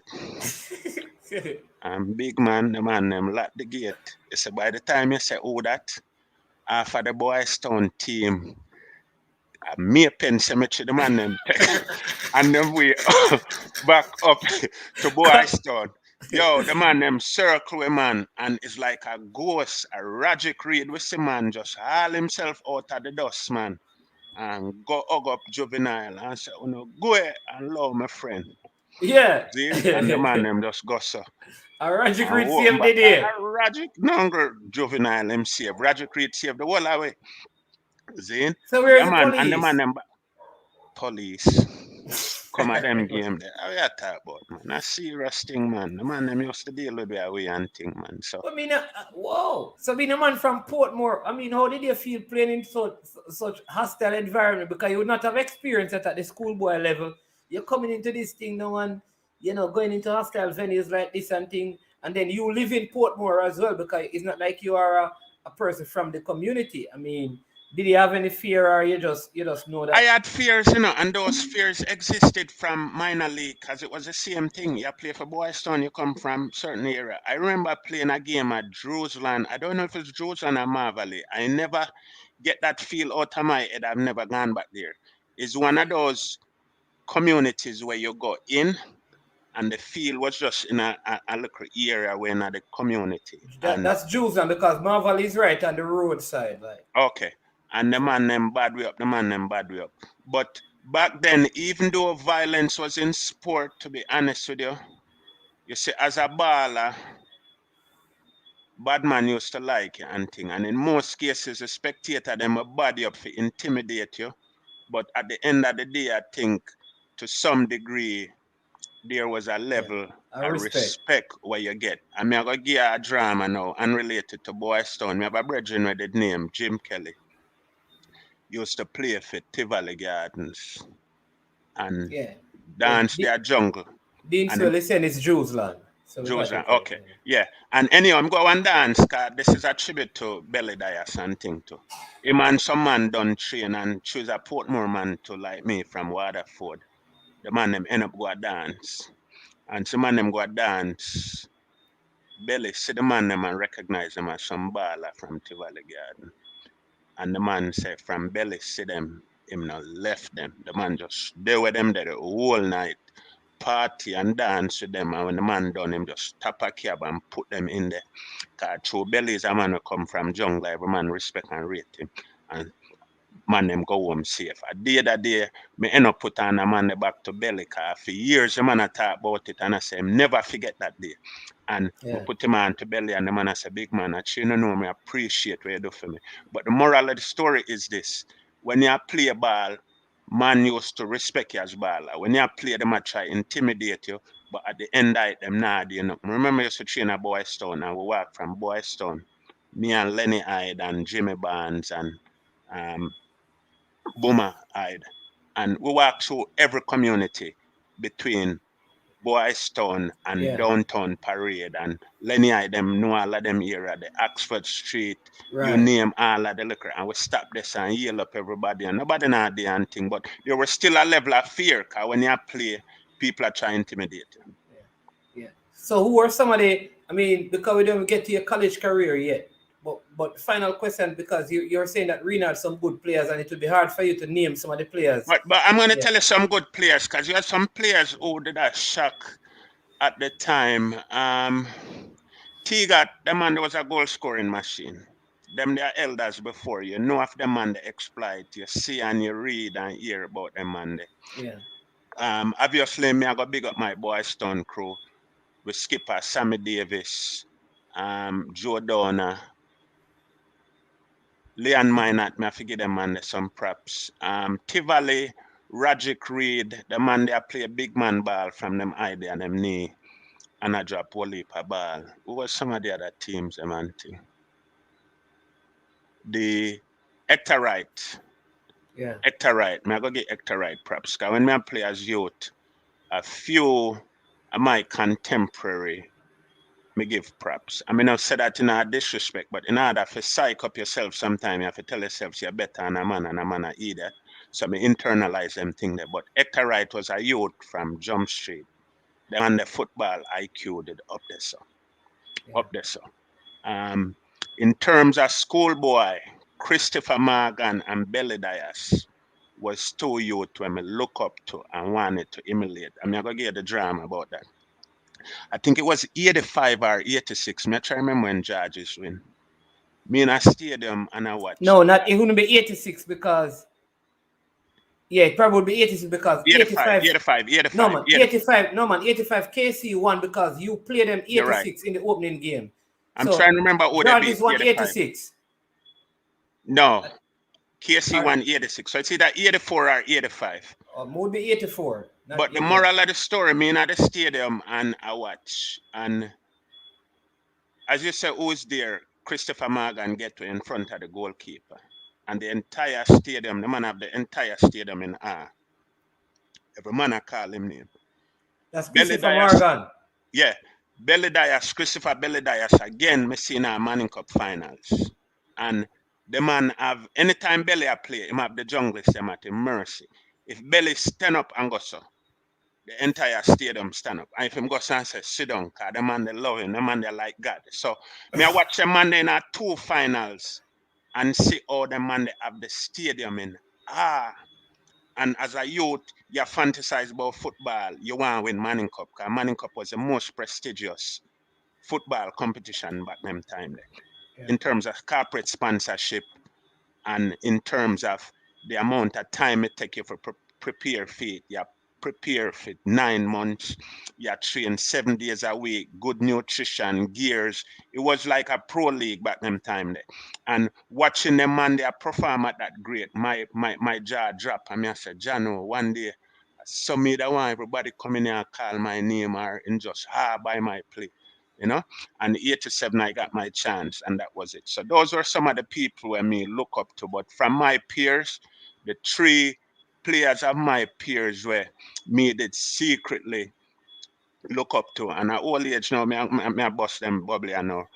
Chipper Morgan, Christopher Belly Dias, and Hector Wright, the man they respect. I come to develop a same level of respect for a youth named Keith Badas Tamlins. When I come to America, me no play for a team named Mandela.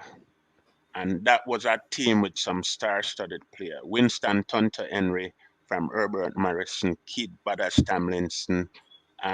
We had who else we had on that team? We had Chris Maxwell, Farmer Veer, Manning Cup standout. We had Jamaica have a goalkeeper coach named Paul Campbell.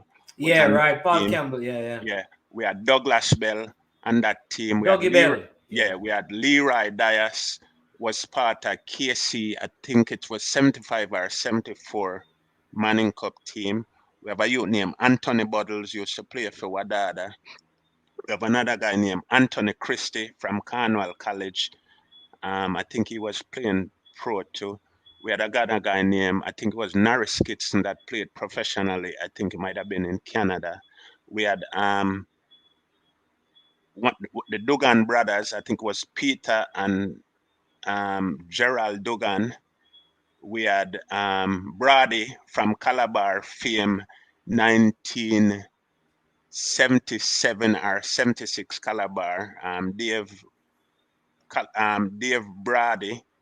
Who else we had on that team? We had a guy named 25th Teddy, used to play a country too. But playing with Keith Tomlinson and Winston Tonto Henry, Them there are two guys when I come and play and really enjoy playing with.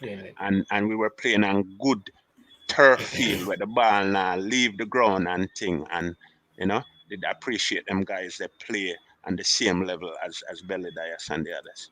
All right, so let me go through some comment. People, listen, you have to hit the like button for the video. Make sure you do that. So make sure you hit the like button. All right, so we're gonna go through some of the comments so that it's some of the comments here, and I don't know if you're going to be able to see them, so I'm going to read them for you, and then when you rewatch the video, you can see them. But one person said it was 84 that Christopher Morgan and Mark Morris scored for Georges to beat JC, so that was 84. All right. And then Clennon Clark is saying that 86 final, Big Red from KC silence Belly Dias. That is the 86 final, right? Yes. Somebody's talking about Bionic Man and Devon Lewis. I don't know if that was in relation. Those were Boys Town, but those were people before your time. Yeah. And let me clarify that in terms of good baller, because I want to do it justice. But the point of the matter is you're playing against a man. The only way you're going to see a man when you play the same competition with him is if you got a film game. If you play against a man, you know, observe a man game. You're in the zone, you focus on your play. You don't have no time for a next man game. So I just want to clarify that. There were a lot of greats. I played with a lot of greats. I just wasn't fortunate to be watching them while I was playing. And this is your opinion, man. I mean, it's who you see. You're not saying the others are not great. It's who you see. Ditto Bloods, Peter Donegan. Big ball of them there. Ditto Blades play for Veer. I may end up play with them man there and see them man they play America. Oh, they were in the Mandela team as well that you're talking about. I don't think Ditto was on that, but even Ditto Bloats at this age, I know, I think Ditto Bloats probably a touch. The man they probably in them 60s, you know. And Ditto Bloats, a man where we play a 3 90 minutes match on a Sunday. The man they still fit as fiddle. Today, me I tell you about and think I used to play for a team for we a Jersey.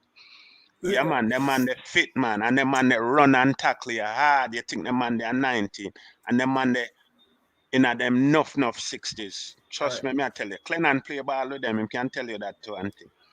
All right, so people, watch this. We don't even get to the college thing. So I want to ask, you were so good for Boys Town and sing. When you never play some professional football and earn some money, you went on to college, or is it that you felt like you needed to give up football and the college thing? Let me tell you how that went for me. When I came to America, that took some adjusting. I mean, I've been in America 30 odd years, and I still haven't gotten over leaving my homeland and coming to a foreign land, a total nobody, a total stranger, starting over from ground zero. That was a painful transition. So when I came here, I was forced with one of two things. Either I live in the now and embrace the decision when we make for come to America, or me and myself with the thoughts of football and I live the Jamaica thing. Coming here again, I came to New York, cold weather. Jamaica, you play football, you play Jamaica football for 12 months, 11 months. If you're playing a competition, it done, you go play a corner league, you're done with corner league, you find something else to play. Coming here, you play from September till about October, November. And then it get cold. Unless you go play indoor, there used to be winter ball, but me couldn't deal with the cold. So for me, the football thing wasn't something that allow you to progress. You pay for 3 months and you lock up in your house for the next 9 months to hibernate. By the time you go back out, your game regress a few steps. By the time you bring it back, you just not make no way. In addition to that, I came here and I went to college. But at Jamaica, play in a stadium, 20,000 people are watching. Remember my first college game when we play. We never even did have. You have to tell us which college you went to. Mercy College. So I went to Mercy College in Dobbsford, New York. First game, check say, yeah, foreign, me I play some ball now. Me I look for the stadium and I go out the big man, not even 12 people not there at the game. And me attack, including the 2 bench. See? So that kind of damped my spirit with the whole football thing. You can't drop no Yeah. ball if nobody not play. And from very early, me to just view say football for me was just a means to get some education. And that was just basically how me deal with it. I never had any aspiration. And it's funny you asked me, I was reading an article that was published in the Sports and Art while I was in high school after I won Manning Cup and everything. It was just a culmination of the schoolboy season. And the title of the article was Cyrus, a Star is Born. And one of the questions they asked me if was whether or not I wanted to play pro.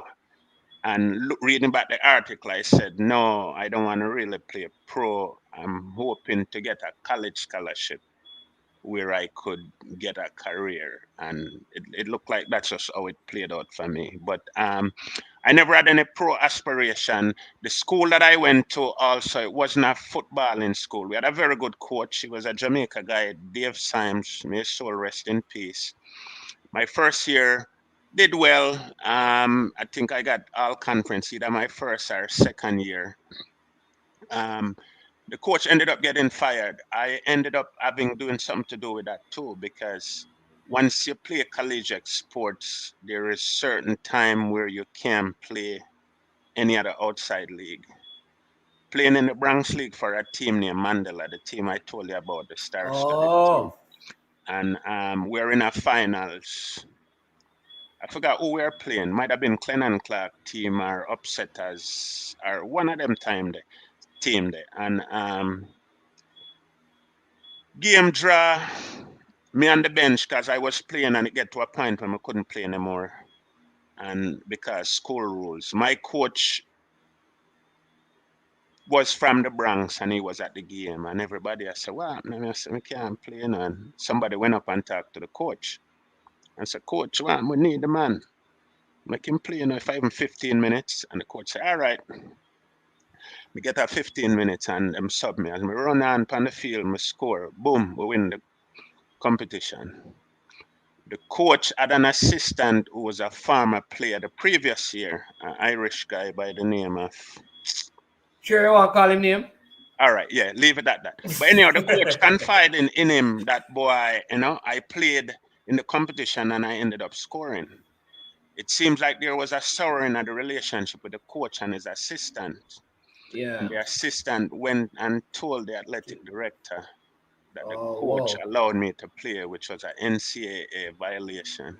Oh, And so the athletic director ended up firing the coach, and the assistant ended up being became the the coach, coach. coach for a while. But he was a temporary coach. And then we had a coach, Craig Butler, bullet coach from PS University, came and coached us. But this was just a coach Oh, who. so you played against Craig Butler Yeah, in we played college? against Craig Butler, and I played with Pat Cover because when I was in college, tell you some notables. Sam Brooks. Sam Brooks was on that All Manning team too. So let me clarify that he was from GSC also. Sam Brooks, um, from GSC, the Brooks brothers, well-known footballing family in Jamaica, Arnett Gardens.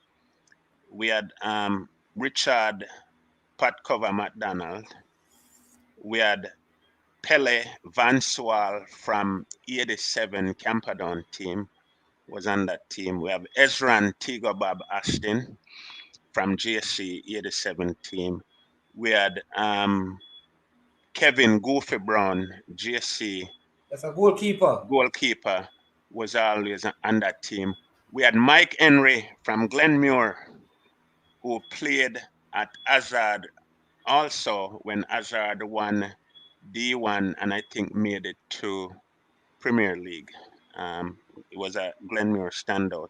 That, Who else we had on that then team? people them know you're not talking Mike Henry, the politician. No, not the politician. Mike Henry. And who else we had on that team? Later on, we had Mark Plumber Williams from KC, who was part of the 85 and 86 winning Manning Cup.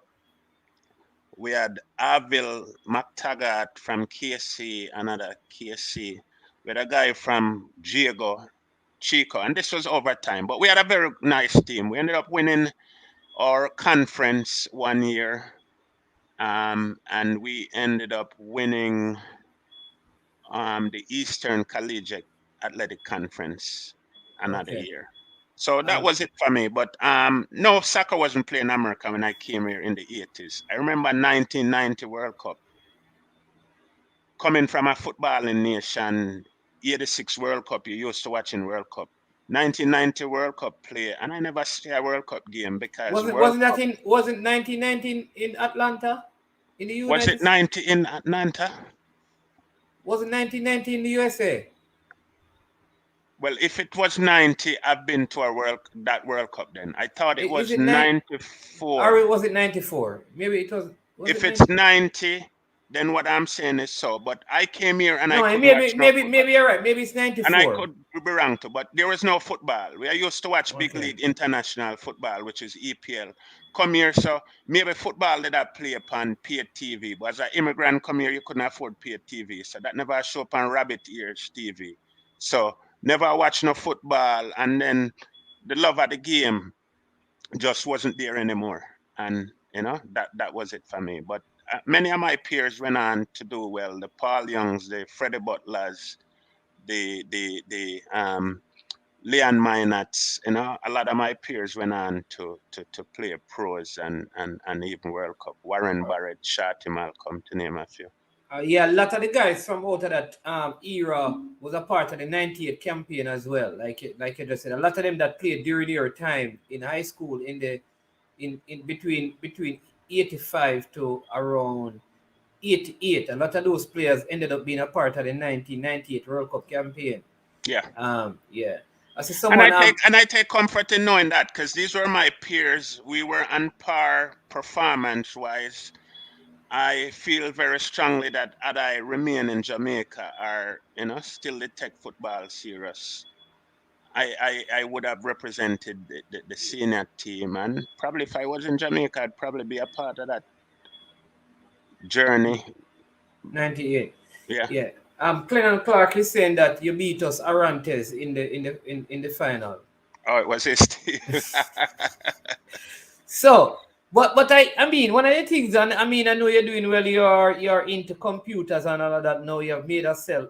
You finished college, and I mean, being in the States, out there doing your work and seeing. Do you look back and when you hear about professional footballers and say, boy, I could have been, I could have been a professional footballer and probably triple my wealth right now. My net worth could be tripled.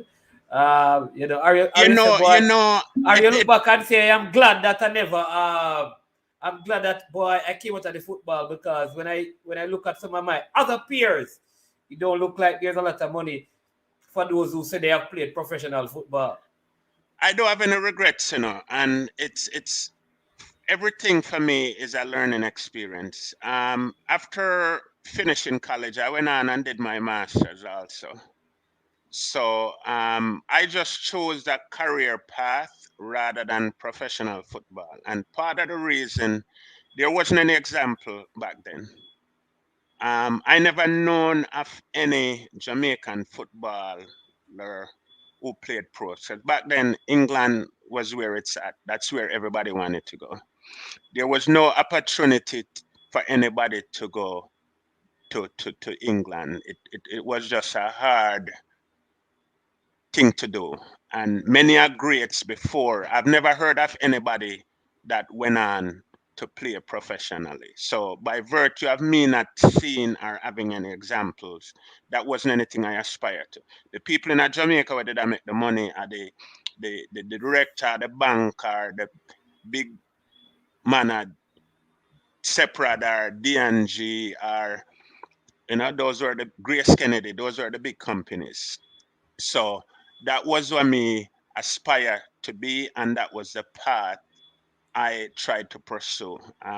Realistically, it never appeared realistically to me that I could have made it professionally. And I mean, when I say professionally, if a man pay you for play, that's professional. But meaning, if I'm gonna have a football career for 10 years, then me just figure say me supposed to make enough money because the average back them time that you're 30, people consider you old. Remember me in a stadium, I watch Daddy Grant and them man, they're 30. Everybody I say, them old man they for come off of the field. So football by 30 you're old. So you talk about 10-year career. And if me I do that, me I calculate that, so me supposed to make enough money where by me retire at 80, or if me live life expectancy at 80, 85, 90, whatever it was, me supposed to have enough money. But me never ever an example of that. Back them time the Jer they got Israel, T got they got Israel. Nobody never know the terms of them money there. But you have a lot of greats, the Joe Downers, the the the Peter Cargills, the Anglins, the whoever them is, the Zone Clark, the Dendens, the Herbert Diego Garden, the Thomas McLeans, the you just know all of them also name them. You never hear Arsenio them man they go England and make a life over it. So my thing was just, you know what, let me just pursue something else. And many of my peers pursued it and you know, good for them. But that was my path and it just never worked that way for me. Yeah, man, good conversation because I think that is important because I like how you just broke that down because the truth is, it, you like what is really professional football because if you're not earning enough to take care of yourself, I mean, you know, are you, is it still considered professional just because you're getting money? Because the truth is, if you yeah, you can be earning quote unquote just above minimum wage. What you say, a 10-year career, where you can sustain an injury that you need to take care of yourself, and then 20, 30 years. I mean, you don't even have enough money to live 5 years Hmm. of what you earn. What is the sense? You understand me? Yeah, but And that's you just could and a lot of the thinking back then, is like, okay, at 30 I'm still young. With my degree I can go back and work. But the challenge with that is you have a degree, after 10 years you never really working at the field. So even if you go back go work, the man now go pay you top dollar time, I go say you have the degree but you don't have the experience. Whereas if after college you are work and I build 10 years experience, then your value and your for every day you work in a corporate that add to your value, so you got demand more money. So it was just a trade-off. So even if you play it for 10 and it don't work out lucratively, if you start at 30 and go back, you can still make it, but you got to start at the bottom and move up. So those are always a part of my calculus. And I decided, you know what, I better me work that 10 years, yeah, and start building experience, and that would add to the trajectory and when me I try go and things. So that was my part and thing. yeah. Let me see if it's this man team, if this is the name he uses on this program because he's an Arsenal fan. I want to find out from you, was it your team that Maurice Cyrus beat in the finals when he came on and scored that banger to defeat your team? Were you a part of Arantes? Or he was representing your team? Let me know, What was your team, Stan Cranky? What team did you have over there? Because I know you're part of one of those teams, Yeah, but that's good advice as well. That maybe for our youngsters coming up now, that they need to not just look at football, but have a degree. Use the football as a means of getting themselves educated, so that for example, one of the interviews I did with Tigat, one of the things Tigat said, and he was very open and honest. He said that when he, after being in Israel for 4 years, when he came back to Jamaica, he came back with $200, and he was a pro because you're playing in big leagues, right? And you come back to Jamaica after 4 years with $200. Market, I mean, there may have been money sent back to family and stuff, but when you consider that, what can $200 do for 30 years or for 40 years or anything like that? So it's a very good point. If you have the opportunity to educate yourself, yeah. And in defense of those with aspirations, it's much easier now and the opportunities are plentiful now in comparison. If you are playing, you're on top of your game and you devote yourself to your craft. We did love it and we play it for love. You leave work 5 o'clock, you jump on a bus, you go town, you train for 45 minutes, night come and you run for another 45 minutes and you go home. There was nothing for it. Now these guys have opportunity. You have MLS are playing in America. You can make a good living from that now. You have the second tier league. Walipa Bala get recruited out of Jamaica, go England. Baby Garden went and did great. Fuller went and did great. Ananda Lowe got a chance. Walter Boyd at some point. So the opportunity is there. No, but like anything, there's always a fallback. But everybody have to decide that for themselves. But probably if I was playing now, maybe my tune would have been different. But there was no example of it. There was no opportunity back then. I never saw anybody. No, I could look at it if it was no and say, see there, look at Craig Butler's son. Him there, Aston Villa. Yeah. Leon Bailey. Leon Bailey. Look at Bibi. Bibi get a good run at England. You saw me I say? Jermaine Johnson was there too. Yeah, so them have people them can look up to and point to Right. and try to aspire to be. In my time, there was nobody, so it was more to me. It appear more like a pipe dream then. Cause it'd be 1 in a million. Now a man can look and say the shots now is easier for me to make it. See some people make it before me. See Maggie there, Belgium there, and people go over. You have people in the MLS. But again, I think we all need to get an understanding of how much people earning. Cause just for see a man play a pro, it not necessarily mean something I got sustain him for a lifetime. So if we start digging to an understanding how much people get paid, then maybe that can help the youth them in terms of them decision and what part they want to go. All right, people, listen, here's what we're coming up. We're supposed to go 2 hours. We're at 2 hours and almost 30 minutes. But Maurice and I have a whole more conversations to have. So we're going to get to the 5 ending questions, a very fast one that he has to answer. But Cranky saying that Buffalo was his team. It is now defunct, and it is Unisoc. I think that is the other team. You ever played any of those teams? Yeah, man. Diego Garden used to play for Buffalo from out of Brooklyn. Oh, and then Clennon Clark, he said a KC name, so that's what they call him, because he tells a story that he went to the field and he wasn't going to get in the game because he wasn't a good football player. That's Stan Kroenke. And he put on his KC jersey and immediately he get game. so then Sefta, they said, congratulations, Maurice Cyrus, for seeing the future from a different angle. Yeah, man. So let me this is like very quick 5 questions, and then we have the giveaway, and then I'm going to let you wrap up, right? But we're going to have you back to talk about the state of Jamaica football and for you to speak to some of the young people. That's going to be a different interview because we don't get into that yet. So here's the 5 questions. The top team in Jamaica. Top team in Jamaica? Club team. Club football team we're talking about. I come from Portmore. Portmore win a lot. For a new team, we're coming at the Premier League. Me I go get them between them and Harborview. I like what Cavaliers is doing though, investing in the kids. No Boy Stone. My team now in the league and things. Okay. But Boy Stone, that's some of this. I mean, I'm ready. Top high school. Stats. Without any apology. Now I do like Wayne Palmer. Wayne Palmer's a JC. Exactly. We are going to take them stats back. He wants a JC, we can't believe it. Hey, don't blame the man. I'm employer. So the man will be loyal to bread and butter. All right. Top footballer, in your opinion, in the world, worldwide? No, in general. In general, man. Messi at the end, I'm game.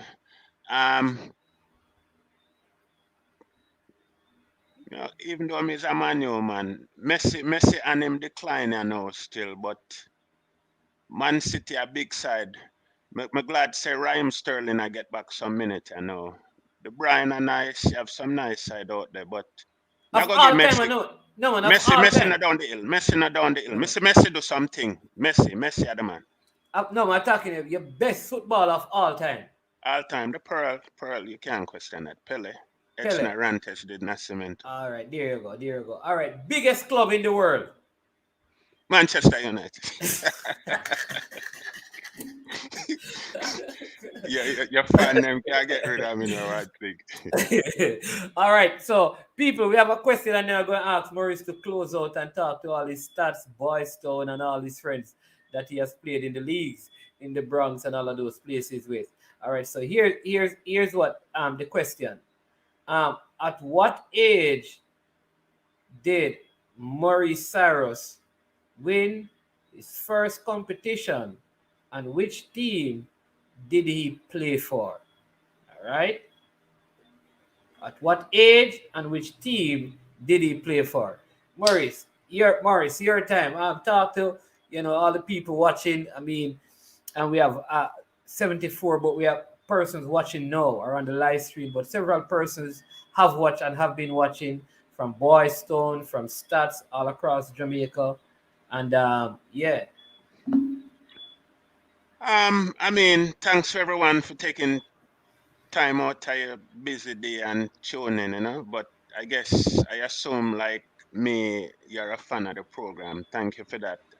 For all those I've played with, it was a pleasure playing with you. And if we encounter each other in the walks of life, you somehow make a mark and an impact for me. Clennon as an elder, maximum respect, Clennon Clark.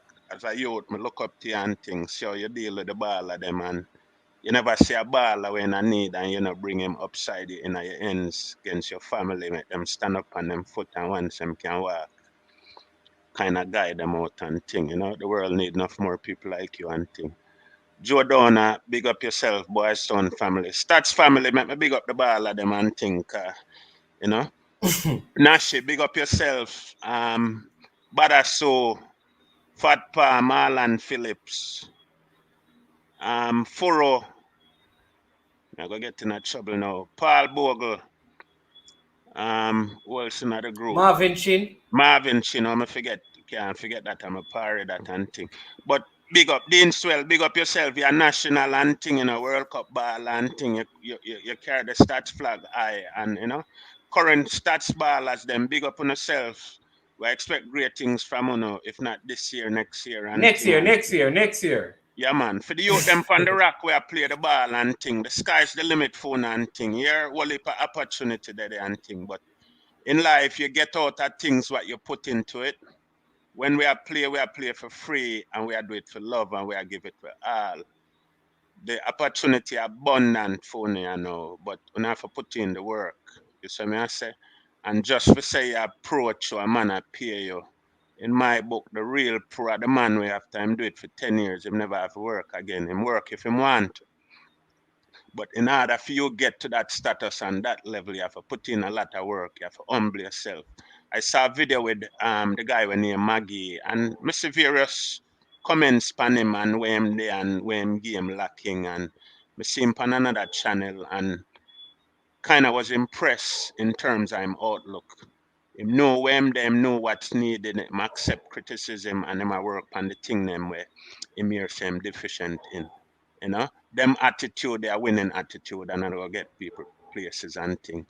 Drown out the noise in your community. Everybody I tell you a big baller. You're not a big baller till you play at England or Europe or in the MLS.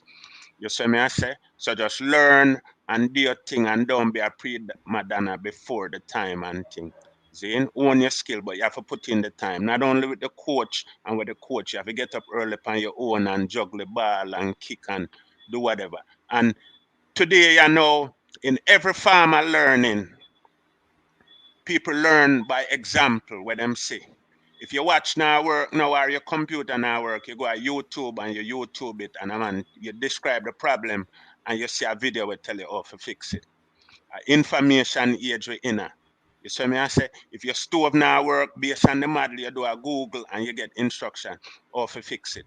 Football are the same thing. So if you're pro ball now, football wagga wagga, drills wagga wagga, whether for kick, pass, head, control. If you're serious about your thing, invest your time and do the research, learn. The easiest form of learning is imitation. You see something and you follow what you see. So if you're serious, you watch enough ball, you watch EPL, you watch Champions League, you watch Bundesliga, you watch every league in the world. Watch them thing there mirror it. Video there, you can watch thing over and over. If you're not serious and want to be pro and have all the tools to make you succeed, man, just apply yourself and the sky's the limit. All right, Back to you, Mr. Moderator. Listen, well said, people tell this man if you need him to do some motivational speech at your school and things, the stats people need to utilize the more that you come down and come speak at graduation. Well, me give all that too, cause we not hold back nothing, cause me give all that disrespect. Some I go at Stats, the last time Stats go Manning Cup final, 2019, before COVID. And I go down there. And so the man them deprived me the opportunity to address the youth them. And I felt so hurt by it, and I'll tell you why. As a baller, enough time I reach places and say coaches allow people to come and talk to the teams. And a man will come and talk to your team, and I tell you strategy and I tell you how to play the game without being aware of the system where the coach will bring you there to speak, coach to. So you give instruction counter with the coach or coach him youth them. So me aware of them thing there. So me never plan to go to the youth them and talk to them about them game, because I don't know them system. But me just feel so once you reach our finals, and not talent win from there. And not a motivation. Remember when we reach a Manning Cup finals, Chung Fa come give you a talk. You see, if at the end of that talk, the Chung Fa or Aleman did say, go home, go kill an appearance, the whole of it be orphan. Because the man just getting our head. The man just getting our mental head. It's like the man just brainwash it with the talk. Aleman and Chung Fa did have a band and then bring Chungy come give you a pep talk. So when you reach a finals, boss, it's any man game. No man no better than you. So them time they are just motivation. Yeah. Who better for motivate a set of youth than a man will go through it? My youth, people are going to come and whisper things in your ears. The girls, them are going to come, all of the distraction that are going to do after the game. See? Them your man, we do it 30 odd years ago, and people still talk about we. If uno do it, uno go ellipse we, and we are going to be irrelevant. Uno them are going to talk about for 50 years. Uno go down in history. People never stop talk about uno. Them motivational speaking that the man them need forget. And I was deprived of that. I'm vexed about it. And I lose the final. And we lose. Man say all of me make them lose, cause me come watch them every time them go finals, me come, all them disrespect them. I mean if I come back to Jamaica. But more know who buy my plane ticket, cause if I say it just catch now win another Manning Cup final, them not reach enough final, I mean no come for nothing. But anyhow, we not hear out to laundry and thing. But that's it. You done it already. I know you can't go walk off Stats. No, me and them cool, let them hurt me, but me just make them know now, cause me I look out for them same way and thing, and me I road them and thing, Deep Cyril, you can't make that up, not get it a deal. You can't make the one go Stats and the one they shut the door. No, man, me done. Me no want the opportunity there again, man. You mad? Me not go near them and thing, man. Me stay far. All right. But people, there you have it. I think Claudia Hodges won. She said, 8 years old. That's the age you were when you played in a corner league for Rodwood in Portmore. And so, Claudia Hodges, you have won for yourself 500. No, man, you have to double that, man. No, man, we're not doubling it. All right. She got it. She got it. So here's what Claudia said. Remember how it works is that you just text. And let me big up Dickie Bird, the coach, please. Dickie Bird, we assistant coach. I forget you. Big up yourself. Yeah, he's coach. here. And then I think Nachi is here, Christopher. Nash Davis, yeah, man. Yeah. Big up Nash, the goal scorer. I met me rest in peace, Alvin Shaw, Dennis Brown, with skipper Roderick Shorty Lawrence. Yeah. All right. Yeah, man. All right. So listen, you know that we always are talking of people. This is a very great mind. Like he and I, we have conversations, right? And when he talks, a lot of information and very factual in terms of his information. He did his research. So when he told you it was 2-0 half time, he has evidence of it. He's not going to say it with certainty unless he can prove it. And so, I mean, I want to thank you. I know all the stats people, thank you. I mean, you are one of the footballer name who a lot of people, like in my era probably never heard about, but your name called on school transcripts about question because I'm telling you. Did they get the answer right? No, I don't think they got the answer right, you know. But I don't know that if there's any other footballer who scored a hat trick in a Manning Cup final, and you still hold that distinction, right, of doing that, right?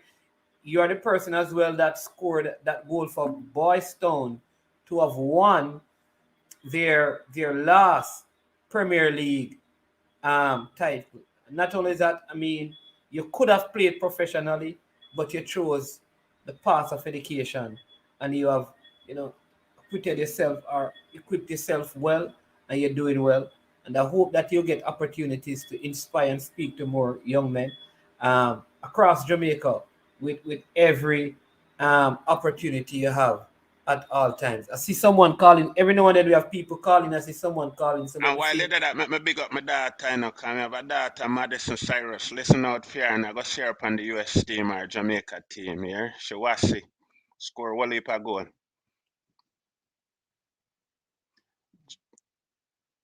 Just win Caller. county competition and stuff. Yeah, tell us a big up Cyrus to me. No man, big him up yourself. He's going to listen to you and then respond. Go ahead, just say your name and yeah. Tell him to go from Broadwood. When start football week. I demand that where belly stay beside and put on the cab. Oh, he's saying that you're the man that Belly stay beside and put on the cab. Yeah. Give him up for me, yeah. Yeah, man. All right then, blessings, All Carl. right. Yeah, man, Cool. blessings. Yeah, man. So people, what a informative, fun-filled time that we spent together, and so we really appreciate every single one of you for sticking and staying with us for the 2 hours and around 45 minutes it will be. And so you have a daughter that is going to play for Jamaica. She's that good. Yeah, man. Me and her mother tassel oh she for white name there. But more importantly, me not put no pressure upon her. But she has a liking for the game. U16. And She's at she's U16. 16. She's just 16. So her high school just won the county and they lost in the county regional semifinals. She's playing for Academy, Copa, New Jersey, and doing real well. All right, we're going to check up on that. And somebody here is saying that, anyways, we're going to have to read it because Clennon is saying that the CM man T got mashed up down at Tivoli. Man, yes. That's a whole nother story. Yes, Clennon, the historian, man. Yeah, man. All right, so Maurice, listen, I'm going to call it because you know that we have been recruiting a lot of young ladies to represent Jamaica out of the States. And so you'd have seen the interviews I did with like Chantel Brathwaite and Avery Johnson and Maya Mitchell and they are in the same category looking to represent the U20. So hope to see your daughter representing Jamaica as well in that. But thank you again, man, and talking to you. I mean, just your reasoning and how you talk sports and how you see life. And so really enjoy this time. Very, very fun time, but a lot of good information. So thank you. Continue to be safe. And I know that we'll have more conversations. And it was my absolute pleasure to have you in the Legends Corner this evening. And same here, man. It's a pleasure. The pleasure is mine, and I really like how you and your other people in this space live and promote each other's show. The arena is big enough for everyone, and congratulations. I hear you talk about Ryan's show and others talk about yours, and keep up the good work, man. And I enjoy and will continue to listen. Yeah, man. Thank you again. So there you have it, people. Mr. Murray Cyrus, big up yourself, Statsman, Boys Town. You understand me? We're not going to let him trying to talk about Manchester United. We're not really and truly, we're not going to go there right now. Arsenal is either of them. So Claudia won the credit, but she's not in Jamaica. So she's asking if we can give the credit to someone else who is in Jamaica. I see Stephen Mitchell is saying that I made a mistake and put Rodwell, right? Instead of Rodwood. So I don't know. So Stephen, I mean, we are going to give the credit away. So you are the other person who was closest in terms of the answer. So I think we have your number. So we will send the credit to you instead. Listen, thanks to everyone. Thank you all for watching. Please, as usual, before you leave, ensure that you hit the like button. You also subscribe to the channel if you have not done that as well. We have a PayPal that, I mean, for those of you who have been asking about super chats and all of that, you can go to the PayPal if you want and make your contribution to the channel, and we will give it to a worthy cause to help somebody out there accomplish something, do something, and be something in life. Want to thank our sponsors as well, Tricknick. Tricknick is a Jamaican owned and operated company out there in Canada, and they use authentic Jamaican herbs and spices to make all their products. They're offering 25% discount on all their products if you shop at www.tricknick.ca and use the code I am sure sports 001. We're going to close the video, and in the closing you'll see two commercials with their ad. So yeah, we will play those so you can get some idea. Yes, we did hear that, because I have not been planning on hear that, but I have not been able to verify it yet, so I didn't want to say. But I did hear that the coach has tendered his resignation. That is Coach Theodore Whitmore, but it cannot be verified, so I would not do anything on that. There was an article, a very old article that people could be reading, and that is probably what they probably are also referring to. So yeah, make sure it's not the old article when he left the first time that you're looking at. All right. Bless your people. Please be safe. And whatever you do tomorrow, make sure you take time to add value to someone else's life.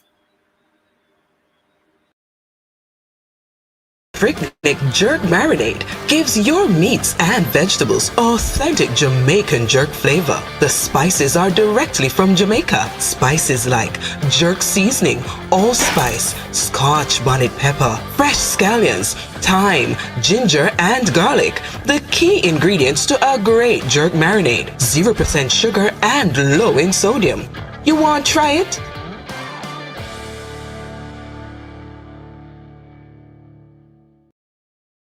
Of 18 Jamaican herbs and spices, add delicious, bold flavor to your next grilling experience. Flavoring sauce, a marinade, basting, condiment, or topping. Trick Nick Jerk Barbecue Sauce.